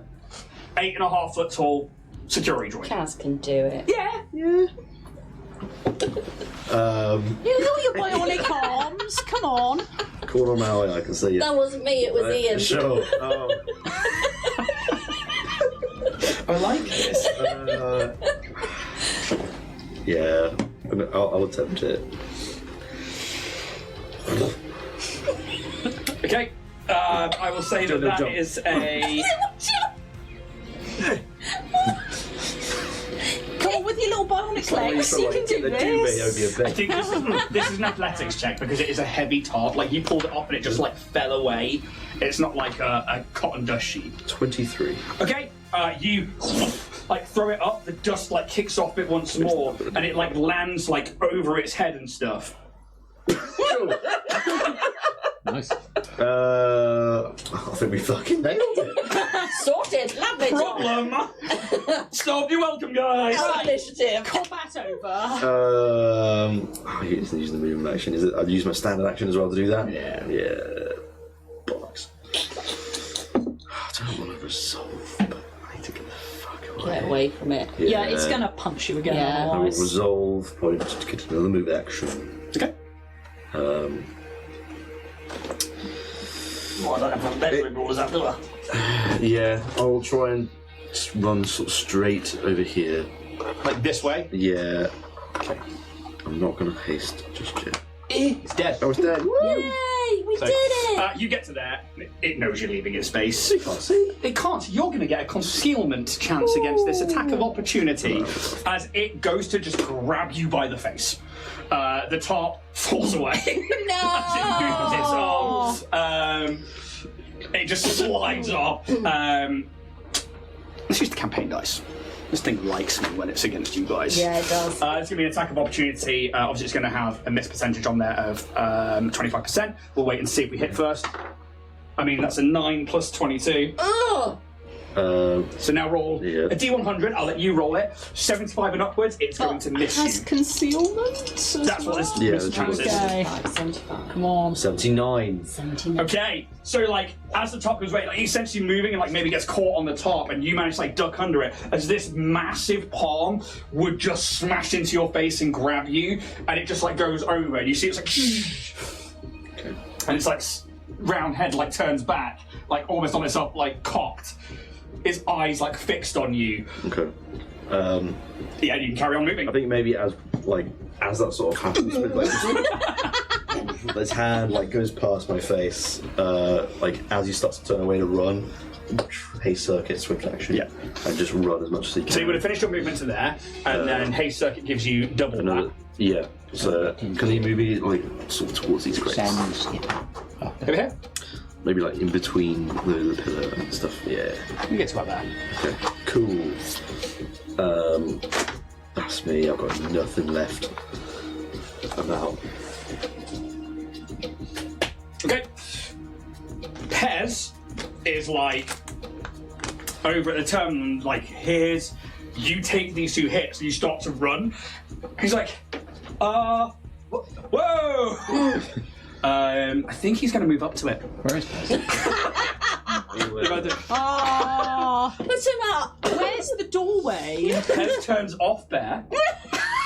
Takes off his armour. He's like, I'm not feeling so good today, guys. I should stand in the middle of a doorway. We'll move to the middle of a doorway. He's like scrabbling at it. Like a dog. That's his movement action. Bear, he gets to give it 1 action as a Swifty, and Bear has its own AI, so he will tell Bear to take a shot with the Azimuth laser artillery. I do have that out. We'll do double attack, full attack, and give it the map. Because why not fish for crits? Okay, gets a +10 to this. First one. 14 plus 10 minus 4 for a 20 against EAC. I'm afraid is a miss. Second one. No, 3 on the dice is going to be a miss. As this bear, like this artillery laser starts firing off, but just can't lock on at this point. It just like starts veering across into the walls on the other side. Pez continues to scrabble. Full action scrabble. Taja. Oh, is it overkill if we shoot with the sand thing? As it, I think you see Kaz just get to where he is now, Holy shit, it's not! and like he's like bruised to shit. He's Mama. like, fucking anything will do. Cool, right, we're going for it. When I said, do you want to face it in or face it outwards? I was like, please face it in. I want to get into the beast. beast. You would be able to move up to it, and then it is a move action to embark or disembark. I don't want to get hit by this thing, so I'm going to spend a resolve to get another move action to get in. Yep. Inside. I've embarked. What's the gun situation in here? So there is an auto fire on the actual pilot seat, but you have to be piloting it for it to activate. Okay. Otherwise, you can get into the gunner seat and you can try and. I would like to get into the gunner seat. Okay. I do believe. Who's got the sandfly? There it is. Thank you. You would have your dexterity and base attack bonus plus the. I think it's a +3 to it. Cool. So my bad. +3. Yep. Lovely. Let's try it.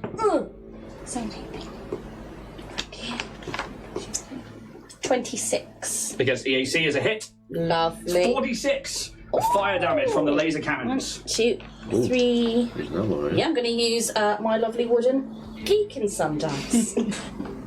Not officially sponsored. I made this table. I am available. However, I am available for all your sponsorship needs. I will shill the fuck out of your project and product. Ooh, 10, 13, 14, 15. It was 46, yeah? Yes. Yeah. Okie doke. 15. Yep. 15, yeah? Yep. As I kind of like have this feeling of testosterone as I kind of sit in the gunner seat and Which one your let's pen do gone? this. Not bad. I've lost my little pencil mushy. Technically, I'm a pacifist. I thought you eat fish. It's never not funny. I've heard somebody say that before. Yeah. Genuinely have. Yeah, I mean, you get into the sandfly and you don't need to power up the wings or anything like that, but you you will have a 90-degree arc, so 45s from the front. That's its Cool. shooting arc. Explode everything. Sylph, you hear the sandfly's guns as they start going off. All right. So much for your rest. Yeah. I suppose I have to take an entire move action to get up, because it's the same as being prone. I'm afraid it is, yeah. Arrested Development. Getting up. I will You notice how I'm not just giving away cred sticks now? Oh, I hate it. No, I wouldn't expect it. That was low ball. spend That was. a resolve point to just move to get out. Yeah, so 1 to get up, and then like 5, 10 to get out, and then the rest of the movement anywhere you would like to go. Got 20 foot left to go, I believe. But the D20 put you here. Yeah, I'll go behind and I'm just going to be like, Kaz, what's happened? He sort of turns around with like big old bruises on his shin. There's like your chest armor is like being crumpled. I fell.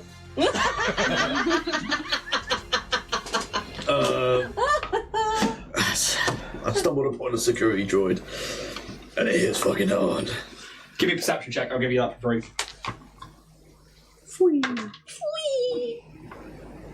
10, so 17. Yeah, you see a droid across the other side of the hangar, just like, it looks like it's on the back end of a swing and looking around, it's like bringing itself back to the upright position. It is about 8.5 foot tall, it is built like a brick shit house. This thing is clearly a security robot of some kind. What's the distance from there, roughly?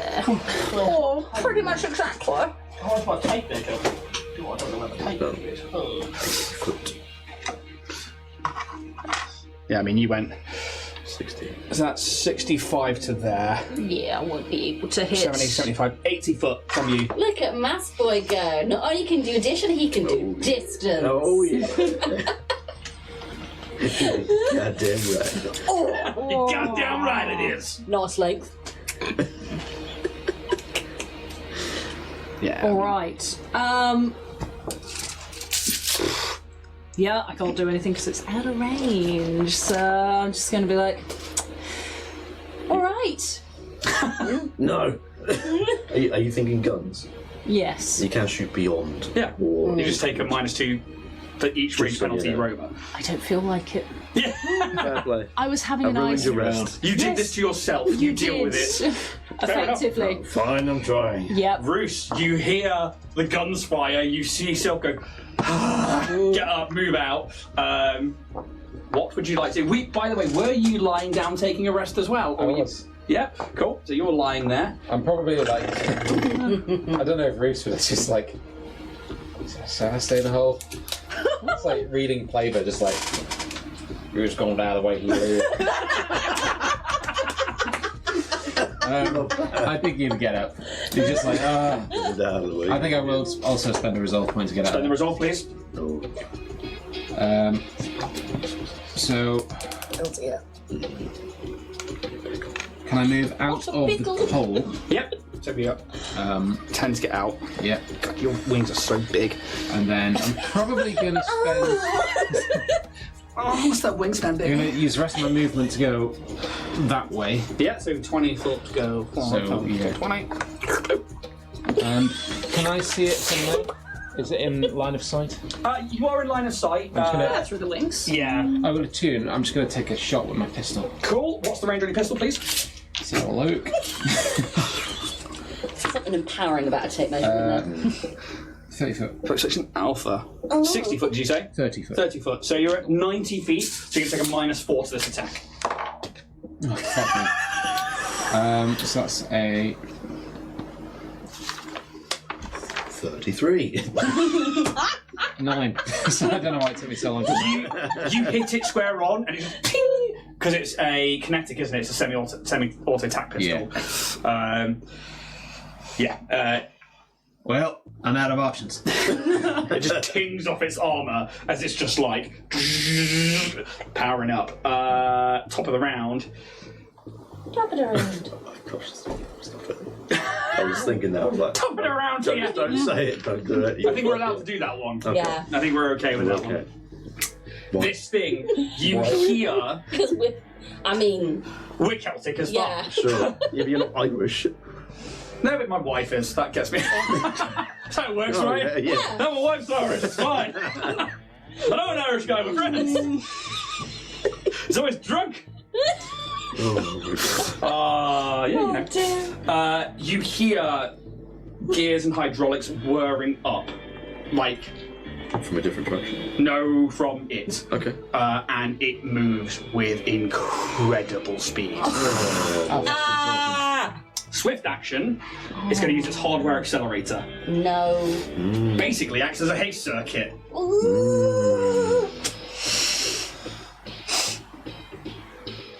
So, I'm going to read this out because it's fucking gonna run awesome. into So melee. once per day, as a swift action, a Terminator class security robot can overclock its processor to gain greater speed than other security robot models for a number of rounds equal to half its CR. 5 rounds for most, and it is 5 rounds for this one. The extra speed has several benefits. When making a full attack, the robot can also take a separate move action in order to move. This movement can occur before, after, between the attacks from a full attack, but all movement must occur in the same time. Yep. In addition, the robot's land speed increases to 70 feet. This ability functions as a haste effect.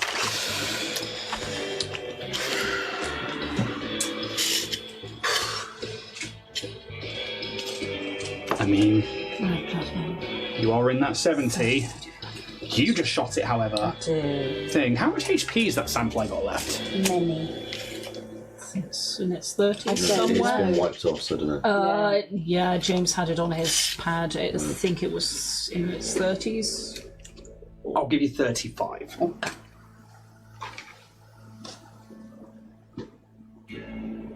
Yeah, I mean, that was a heavy hit.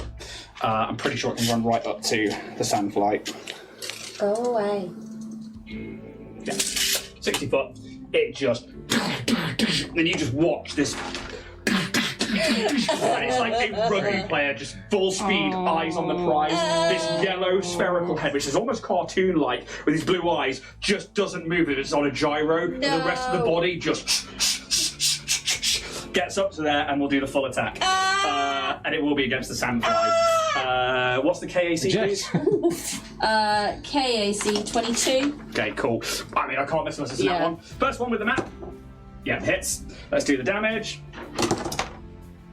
Classing both of these as D10s, I know it's a D100. That is a 19 plus 18, Jack. 37. It's 37 points. Hardness of 8.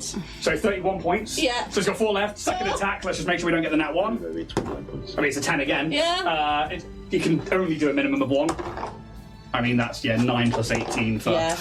As it just, like, punches into the cannon, it buries the nose of it into the ground, into the bay, and the vehicle just... and sputters to life. It wasn't even flying, and it punched it into the ground. You're, like, in there, and you just watch the head... like, just look up towards you in this, like, snapping motion. TJ, out of, like, pure fear, his cheeks just puff out. Yep. Oh boy, Kaz, you're up. Shit. Okay.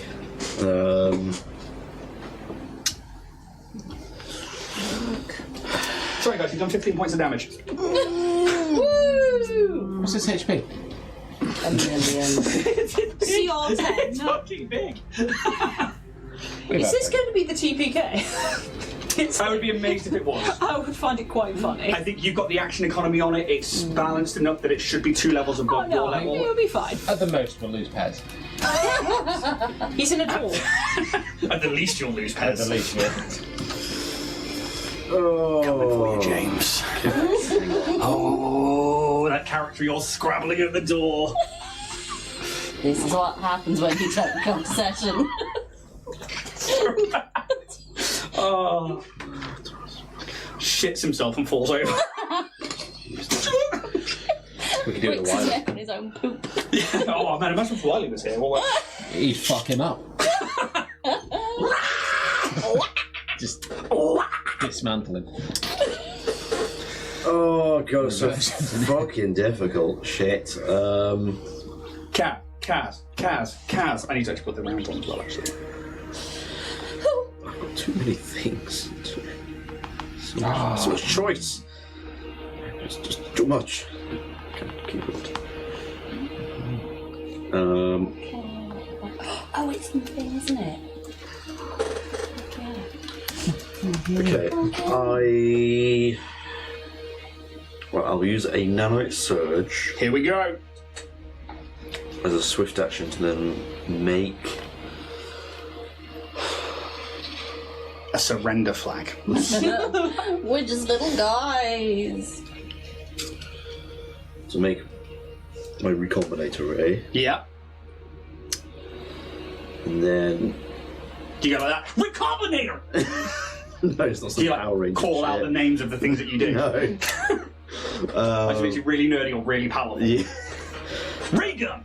Recombinate arrays out, and then as also a move action, Yep. create my secondary array Oh, he's fucking gearing up, son. to then activate my my regeneration thing with my nanites. Yeah. Is that 2 hit points per round? Or are you... Something, I just need something. Does it give you stamina back or is it hit points? Stamina. Yeah.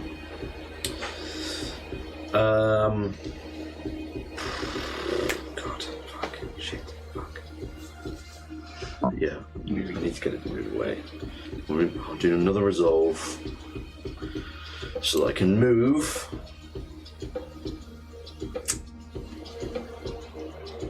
Are there any higher platforms? No. So this, I will point out, the walls of the cave are in line with what you can see here. Obviously the doors then go into other bits, but this then goes up, and even these go up way past. So the actual roof itself is maybe like 60 foot high. There's nothing I can perch on. No, at all. this is like a cave mouth for sure. Okay. Alright, I'll just because it's gonna get fucking to me anyway, isn't it? Okay. I will actually not spend that resolve point. I'm just going to shoot from where I am. So I'm going to take a shot and do a combinate array. Yeah. I mean, you were within range. Do you want a little broken thing on the vehicle? Yeah, just so we know. Okay. Can I have one for me as well, emotionally? So it's a 30 to hit. Oh, yeah. That's EAC, right? Yep. Yep, hits. Eek. Where is it there?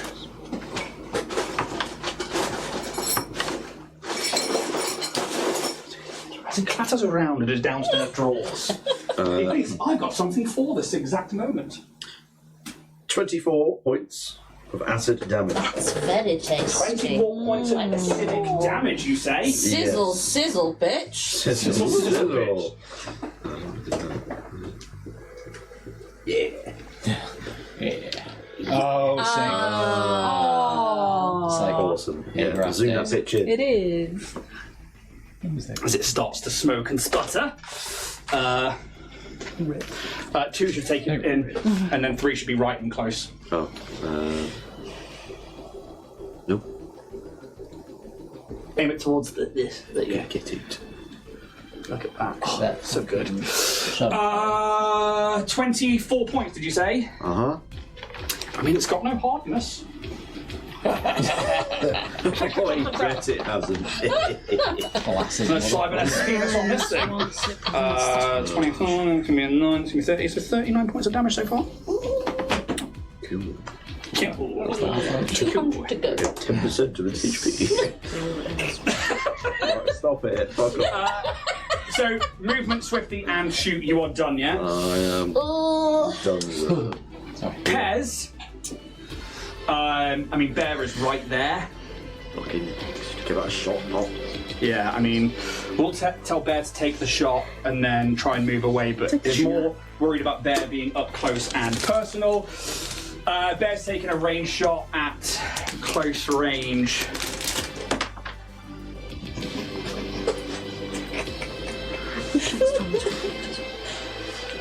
It won't take the attack of opportunity against it, it's saving that. Yes, Bear's going to make the attack close range. No, it's not going to hit. That is a total of 16 with the EAC. He tells it to move away. It still won't take the attack of opportunity as Bear. does it recognise Kim? No, Brother! you guys are just a lot more squishy. And then for Pez's regular action, they will take a shot. If he must. Or should I just scramble up the door? Range is 55. Hey. We'll take a -2 to this for being outside of the range increment by 1. 16 on the dice though. Plus 12 for a 28, -2 for a 26 against EAC. That hits. 1d6 plus 4 electric damage. Doubled. Because it is a construct. Unfortunately, they are vulnerable to electricity. Noise. Electricity. Off a level 3 item, Boxing 20 points of stars and damage. Pretty good. That's pretty good, to be I just want to honest. dance in the valley. Pez brings up the hand coil and it strikes into this security droid that's looking at you. You watch this wave of electricity go over. It's and it snaps its head round towards Pez.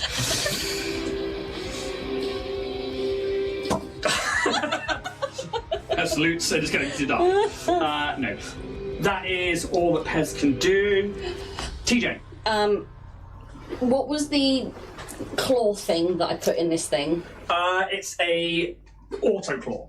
Auto claw. Yeah. I would like to, as my move action, grab the auto claw. Yeah. So add that to your character sheet. Yep. Auto claw, go! Go, auto claw. Oh. Equip to character sheet. Adding syllables to the auto claw. Auto claw. With the auto claw, I would like to. What did it do? Oh, I don't think I can do that right now. So it's got a minute to configure a specific task. Yeah. Does it have a specific task that it's Bring already your rules. programmed to? No, it currently doesn't, I'm afraid. Can I just try and punch the droid with the claw? Yeah, so this advanced device has adjustable arms that can be folded into multiple configurations, allowing you to bend, open, and twist objects made of metal and other durable materials. Powered by electric motors and auto claw, takes 1 minute to configure a specific task and has an effective strength score of 30. So plus 10 bonus. Yeah. For the purpose of attempting strength checks to break down doors or similar efforts, your own strength score doesn't affect checks attempted with the auto claw. So could I try and... Yeah, this, however, is going to be because it's not technically an attacking weapon, so this is improvised.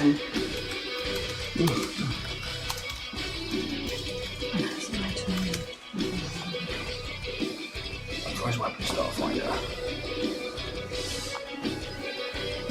So.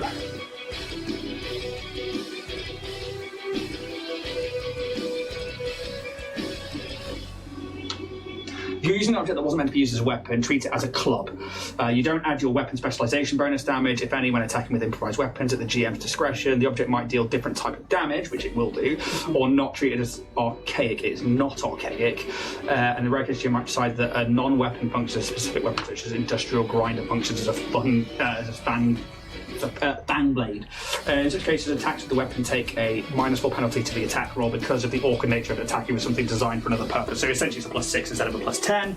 And I will say that this is an advanced club, so it's probably going to be something like a D10 of damage, as it's sort of powered by itself rather than your strength score. I will spend another resolve before I attack to do a get 'em. Okay. And I'll be like, chill out, dickwad, and then go for the punch. Cool. So Saying the canopy is open, Yeah. and that you are just going to try and punch out towards it. +6. Oh, fuck me, that's... Credits the kid from Steph. Fuck me! One. I'm from a 5 to a 1! Cool. You Wait, Oh, throw another one in. Oh my Credits the kid from God. Tamerlan. Oh, it's not in the tray, come back! Girl Ian Go on. screamed. Okay, 18 +6, 24. 24.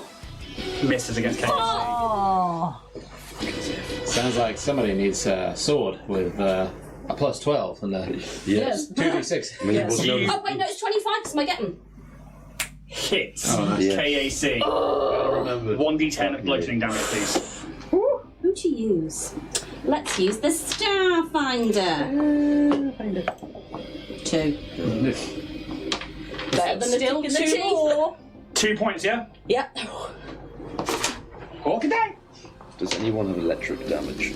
Pass. I've got a I know you've got a item. sword with. I've got a defibrillator. Will that work as a club? Improvised weapon. It's a It weird. does deal electric, but it is an improvised weapon. I will do something with that. I will treat that as... Say no more. But say no more. A sword from you is still fucking Yeah, heavy. True. So Kinetic. You go to punch, you like clip the top of this dome. It doesn't do much, but it is like turned to Pez, who now has the biggest threat. Yeah. Has done the most damage. Silk, you are up. has. Does it look like it has any weapons past its arms? Give me a engineering check, please. so I pull out fucking artillery. Yeah. Fucking. Motherfucking That's hand. gonna not be much. Fucking. Engineering. Yep. +8, so grows like 8 more guns. 15. It is highly plausible that it has another way of doing ranged attacks, but you are not sure.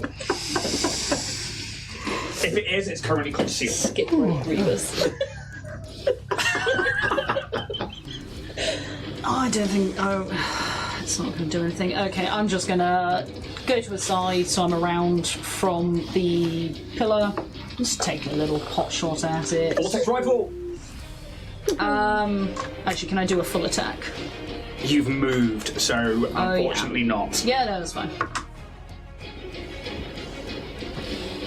Steam 7, 23, 24, so won't hit. Yes, EAC. Hits. +1 from get. Yeah. Yeah, that's the 24. 24 so- hits. It's like EAC 23, KAC 25. Okay. Yeah. Get him. Two, one of those. Can I have D6? Thank you. 5, 4, and then +3. 8, 9, 12. 12 points of damage as this like smashes into it. It registers the hit, but doesn't take its eyes off Pez. Movement back to be around the pillar. Yep. Imagine if James died when he's not here. Okay. Roos. I'm going to go straight to melee, Yep. Yeah, boy. and I'm just going to pull out a sword. Yep. Try and help TJ up. Again, 30 will get you. What if I use a resolve point? Yeah. I think I want to know what Do it. I think that would let you get there. Okay. Go. Spending the resolve? Yeah. Okay, as soon as you move into this threatened square here, it's going to take the attack of opportunity on you as you try and close in on it. You move in, its leg just comes up and tries to spot and kick you in the chest. I mean, 16 plus 22. Oh, shit. Yes. I don't think it is it? 5, 6, 7, 8, 9 plus it was a lot 18, so that's another 27 points of bludgeoning damage. You're on your second attunement point. It kicks you, it like glances off your ribs, and you are able to carry on moving into it. It doesn't stop you from moving. You do get up to melee range. Do it. Do it. Come on, you beautiful chicken man. Oh, 16 plus 12. 28. 28 to hit. Yeah, hits. 2d6 plus 18, have a d6. Actually, scratch that, I've got my own. You've got plus 18. Yeah. 2d6 plus 18. Because he's got basically the solar manifestation that he got from that 24 like, damage. The god. random. Yes, yeah, yeah. it was a random encounter. Yeah. Godbird. I like Godbird. I hope that's Essentially, a dying Solarian angel. It was such That a. looked exactly like Big Bird. what did I say? 20, 26? 24. 24. Sorry. 24, yeah. Yeah. Reese doesn't have 2 attacks, is he? That's madness. Yeah, so 1 attack unless you declare a full attack, but then you can't move unless you've got abilities like haste and stuff like that, or hard acceleration. Stay there. As you like smash him with your sword, like you taking this hit, it glances off your ribs, you bring the sword down, and like a heavy like of sparks, this solar radiation brims off you and your sword, leaving this like almost like a lightsaber graze across it. But this is like a hardened alloy, and it is used to taking They're hits. still coming through. And it like, As a reaction, yeah. TJ is going to call out to everyone because Reese has done damage to it and it's in 60 feet. I'm going to go, keep your wits, keep sharp, get out of range if you can, to give everyone sudden shift. So you can allow all our allies within 60 feet of the opponent to take a guarded step as a reaction. Cool. Can Which I will get apply you that to the out. last attack? You can take a 5-foot step back, guarded, which means they don't get an attack of opportunity. Yeah, and like, you smash in with it, you do that much damage that its head just slowly goes from pads and like fixes on you, and you see it like stand up straight, and A peacock. It's so beautiful. how much health you got? Me, I've got 37 points of stamina left and then 6 points of health. Okay. I can get through that. You could try. 100 points. I'm going to. As with its hardware accelerator, I'll just use the defib on myself. it is going to. You see it like take 5 foot back and then just start charging at you, and it's like it goes from like nothing to 60 in second, like in less than a second. It's going to come in with the shoulder pauldron, trying to basically like hockey player up it into your neck. Now hold up now, yeah? Back now, I think I have some feats I can use. Give me a second. Constant alert. You're always low for danger, making it hard to get the drop on you. Once per day, you can reroll. Nope, that's not it. I'm thinking of something else. Move it up to you anyway. I'm sure there was something that it was basically like danger sense, but You have a look through that, and we'll adjust something okay. if it comes into play. For now, I'm taking a full attack against you. First one is it's only 5 on the dice, but that is not a natural one. Plus 22, Plus 3. so 23 KAC. Might not. Miss. What's your KAC? 26. Yeah, because that bad boy armor you. Lovely. Yeah. So the first one like comes in with the shoulder. How do you like dodge it? I just dodge it. Yep. Really Just just simply. Just sidestep. just sidestep, and as that Thinks happens, it's it got- spins around like in this like robotic snap motion, trying to get you with the elbow. That's better. That's 16 on the dice, plus 22. I'm pretty sure that's going to get you with a -4 even. That is going to be I should reroll my dish. 5, 6, 7 plus 18. So that is going to be 25.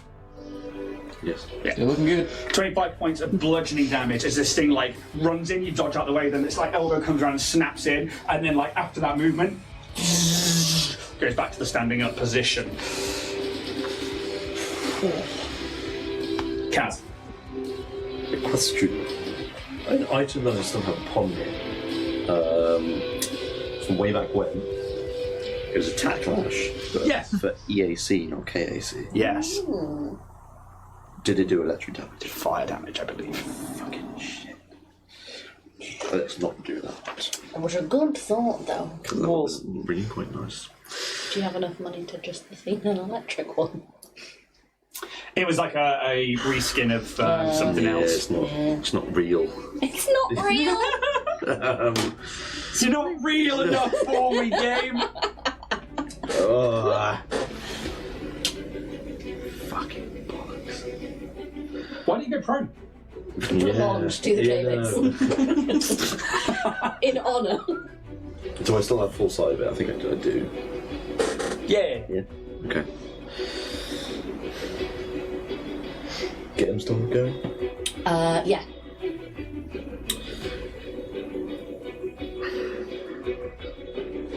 Ooh, full attack with combat array. Yep. Taking the map. Not one, baby. Great, but yeah, I don't think you can hit. This droid's like That's a 14. that. Miss.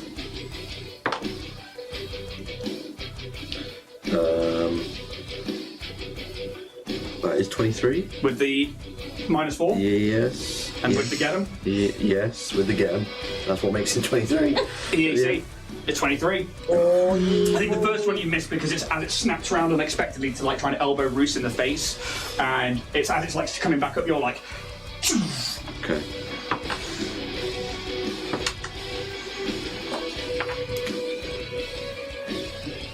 So 21 points. 21. Acid. Yep. Is that +1 from the get 'em as well? No, because I didn't spend an extra resolve for Sure. damage. That's fine. Done 118 points of damage to this thing so far. It's not shabby. Yeah. But because I'm hasted, I can still get to move. So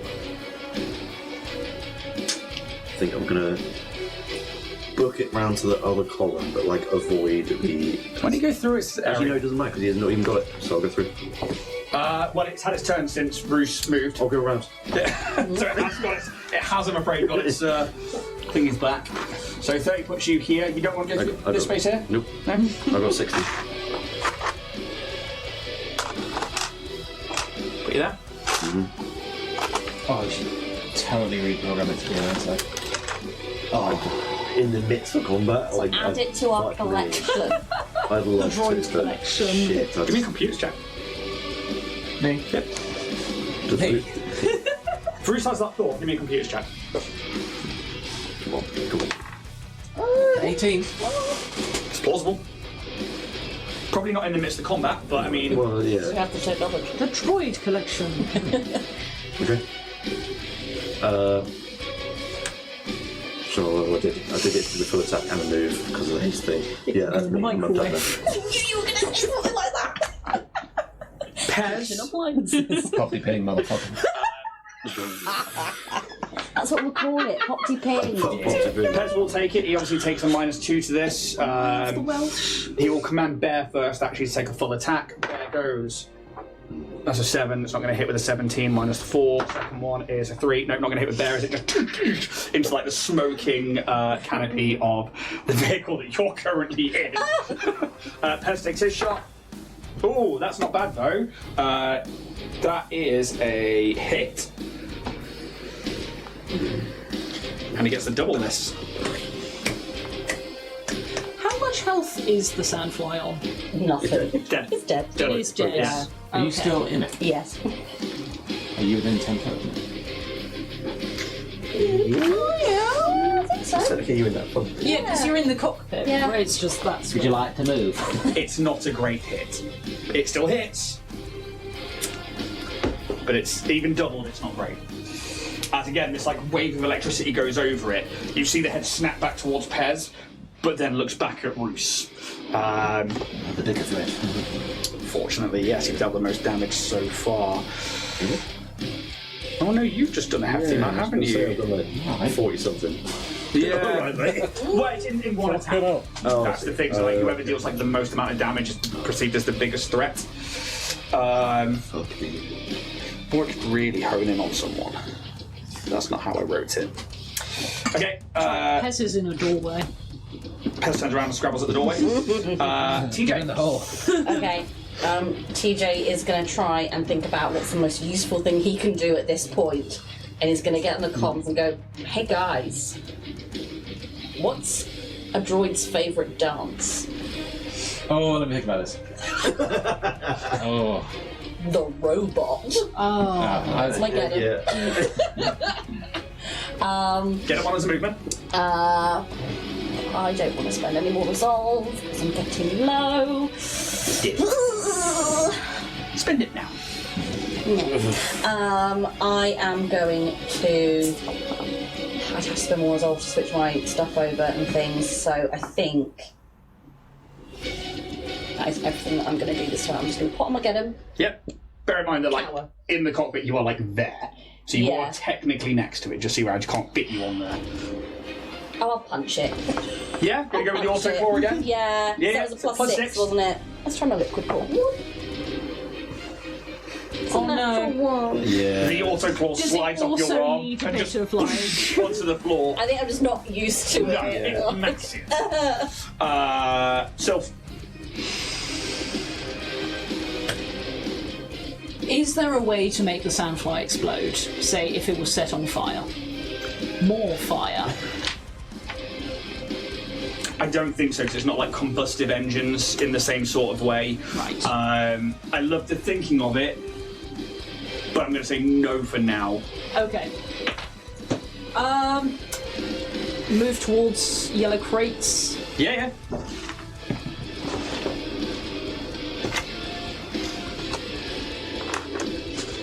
Then 20 put you over here. Yep. And then just take a pop at it. Yep, go for it. What's the range? Oh, that's a nat 20. Yeah. Oh, yes. Doesn't matter what the range is. So, the range is 60 anyway. Doesn't matter if nat 20 or So- plus a hit. And you get to max everything, add your modifiers, So roll I'm again, not add lying, modifiers. that is what that is. Yeah, no, I believe you. Right. So, So it's 2d6 plus 3. so 15 is already maxed out. Then roll it again and add the modifier again. 4. That was not a roll. 1. 5, 6, 7, 8, 15, 8. 23. 23. Not bad, though. Yes. Look at that. All pop. Okay, All the that damage we can get. you watch makes a hole in it. Ooh. Just. And you watch as that goes through part of like the back armor, and you see it like these like blue eyes in this yellow sphere focus on you. It looks hurt. Wave at it. It does. End of turn. Fucking get him, boy. Is TJ within 10 foot? Yes. Yes. It's alright, go for it. I'll I mean, I'll just die. okay, I'm gonna shout, TJ, get out of here. That's it. Yeah. Go on, get! And then explodes. Because this is turn 3, so you are fully I am. attuned. Yeah, I'm not gonna use it yeah, yet though, because I don't want to hurt TJ. Just go for it. Just do it. Yeah? Just do it, man. 9 points. 9d6. Maybe don't do it. No, you play how Roos would play I mean, you're in the cockpit. Is in the that? cockpit. Do I have any cover from the cockpit? You said it was 10 foot, right? Yeah, From you. yeah. You can get to a position that maybe you wouldn't Yeah. get TJ. But I have to disengage. You don't have to. You Just could move around circle. the... You can, like, guarded step. Because he's 10 foot. Could I in himself, guarded isn't he? step? You could guard and step. So that's So a like whole the move action. opposing. Okay. No, so it's 5 foot. So that So takes me away if he from went TJ. around that Yeah. corner. 5 foot would So be that's there. basically my Because movement. he's a 10 foot base. No, that's still, No, he's a 5 foot Five base with a base, 10 10 foot foot. reach. Yeah. So But technically, still in. still 10 foot to that front bit there. I mean, if you resolve and get another guarded step and yeah, make go it on again. then. Go on then. Go on then. Yeah? Yeah. Okay. Yeah, I never use my resolve points. So 5 foot would got put you to 8. there, which puts you. Would you then agree? Yeah, that is just outside of that 10 foot. Yeah? Yeah. Will I still be able to make a melee attack with my sword? No. Oh, I didn't realise you needed to do that. I thought they was just shit. I mean, I could do... Supernova's just it's not an attack, is it? It's just literally like I need to make a reflex save. Yeah. Yeah. So I mean, I'll like, just do that. Fuck it. yeah, it's like Fuck it, why not? that's your Yeah, big that's big big fucker. boy. Yeah. So I need to make a reflex There's save. my You need to big roll 96. I'm either taking half of this or I'm taking all of this. Okay. Like 46s. I've got something. That's Good. It's a 9 on the dice. 9. 5, 6, 7. Please be awesome. Do you remember what your save DC is? I think it's 18. Okay, it's going to pass with a 19 then. So it's going to take half of this. Okay. Come on. Roll high though, and it could still be great. 1, 2, That's a few. 3, 4, 5, 6, 7, 8, 9, 10, 11, 12, 13, 14, 15, 16, 17, 18, 19, 20, 21, 22, 23, 24, 25, 26, 27, 28, 29, 30, 15 damage. So still good. Good. Still worth it. Just chipping Hopefully away. that draws it in.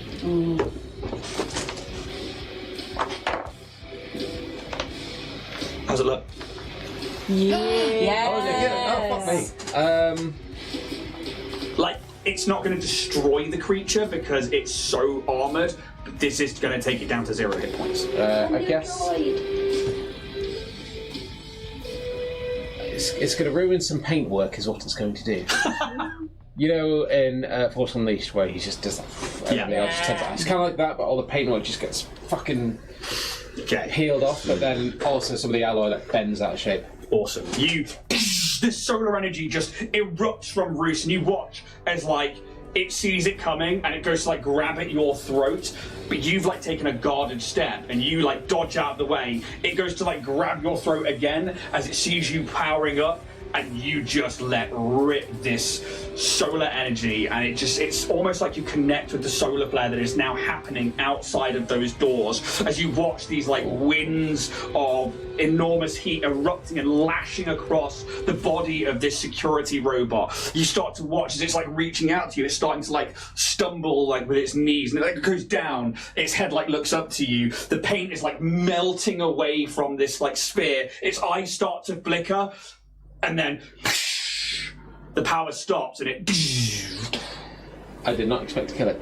Also, I missed a fucking golden Terminator quote. You are terminated. It is a Terminator class security robot as well. Nice. 165 hit points. You're on 168 with that. Sweet. That was Wow. I think it's brutal. what the droid on me. Droid. But you as well. You are brutal, but. You do notice in this moment, and it is you that notices that they're on nanites, already starting to start repairing. You know it's not going to be an instant thing, but it is going to repair. Okay. Kaz, Yeah. you can reprogram it. I think it's like a light bulb moment happens in Kez like, yeah, yes, well, that's a fucking good idea. Help me carry this thing over to the back to the. You know, I've been meaning to talk to you about the repercussions of the Marin Pit Alpha. Later, we'll talk about it. Motherfucker. And I'll help Bruce take this And it's security droid.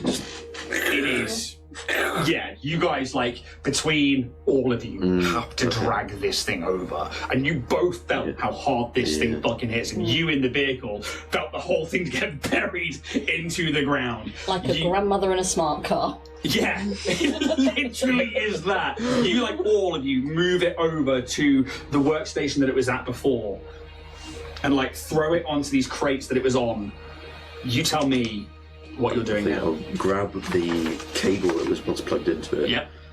Shove that in its socket, Yep. wherever it may be. You choose. No trouble there. Jumping up his butt. Makes a modem noise. Goes off.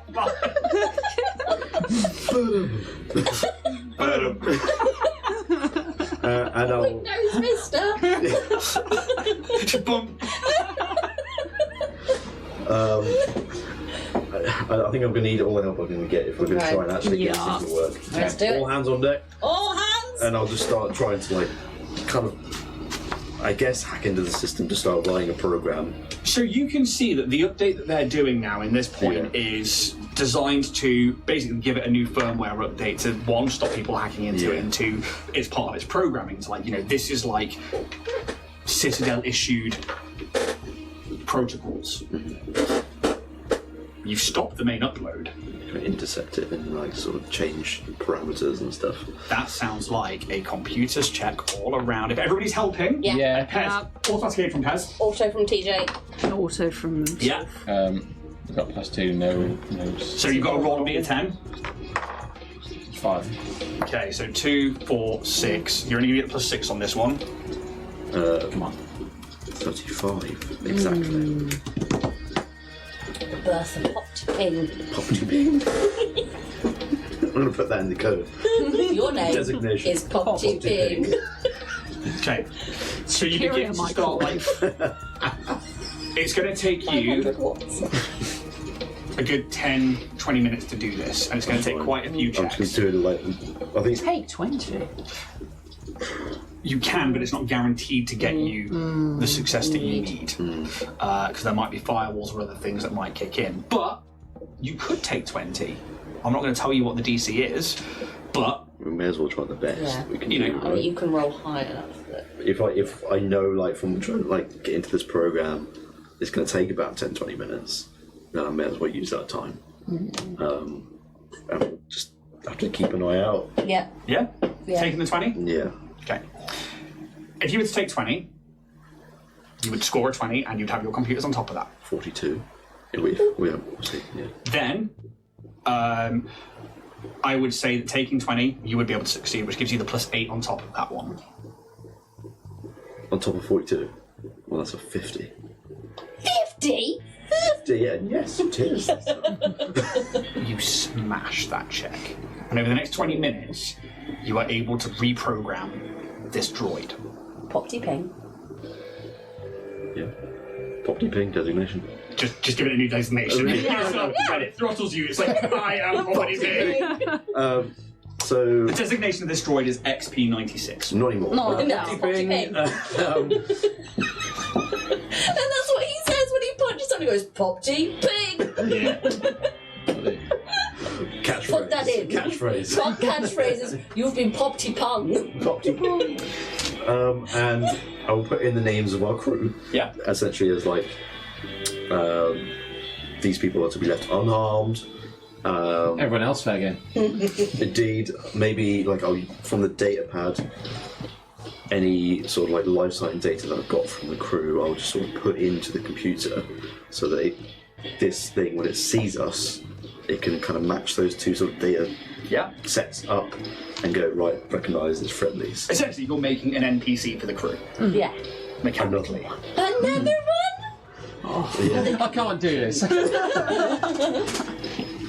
There were a few systems that were not activated during the fight. One is it has an integrated yellow star plasma rifle Hefty. as a ranged weapon. Let's have a little look at that one. It's +19 to hit with this thing, 2d10 +10. Fucking hell. Where were you earlier? It felt like it just wanted to punch the shit out of you, though. This I thing mean, with a +22 and what 2d10 +18 is pretty hefty close up, and it has the speed to get there. It has a hardware accelerator. You've seen that. It can only use it once per day, but it also has nanite repair, which means that, as you can see now mechanically, it's repairing 5d8 of damage. Like how often? So it can automatically repair on its own as a kind of like a byproduct of going to 0 hit points, or as a full action, it can access that and do in one go 5d8 worth of quick nanite repair. It didn't have a chance to activate it beforehand, so it's just now slowly building up. It'll probably take about the hour for it to get up to 5d8. But as you guys look around this particular room, there are other things that you have come across, which I'm not going to have you search for now because we are at the point where you're going to not uncover anything under a tarp. You find... Christ, let's get the fucking pets out.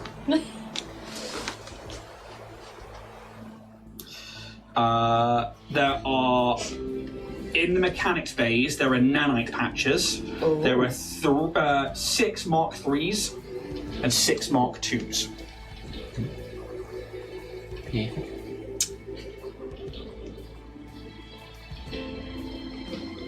There are clearly solar charging stations that have been plugged through into those rest areas so that people can recharge armor like you would on a space station or a ship.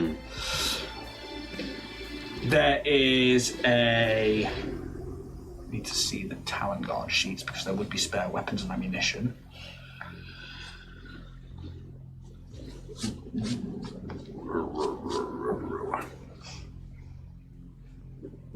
Come on. Created. There we go. Talon Guard view. The pilots and the captains kept their stuff on them. You would probably find a small amount of small arms for the pistols that you had, those big hand cannons, and a few shotgun shells for the snub gun, 20 of each. And then there is 6 standard batteries within one of the crates specifically for these vortex rifles that they were using.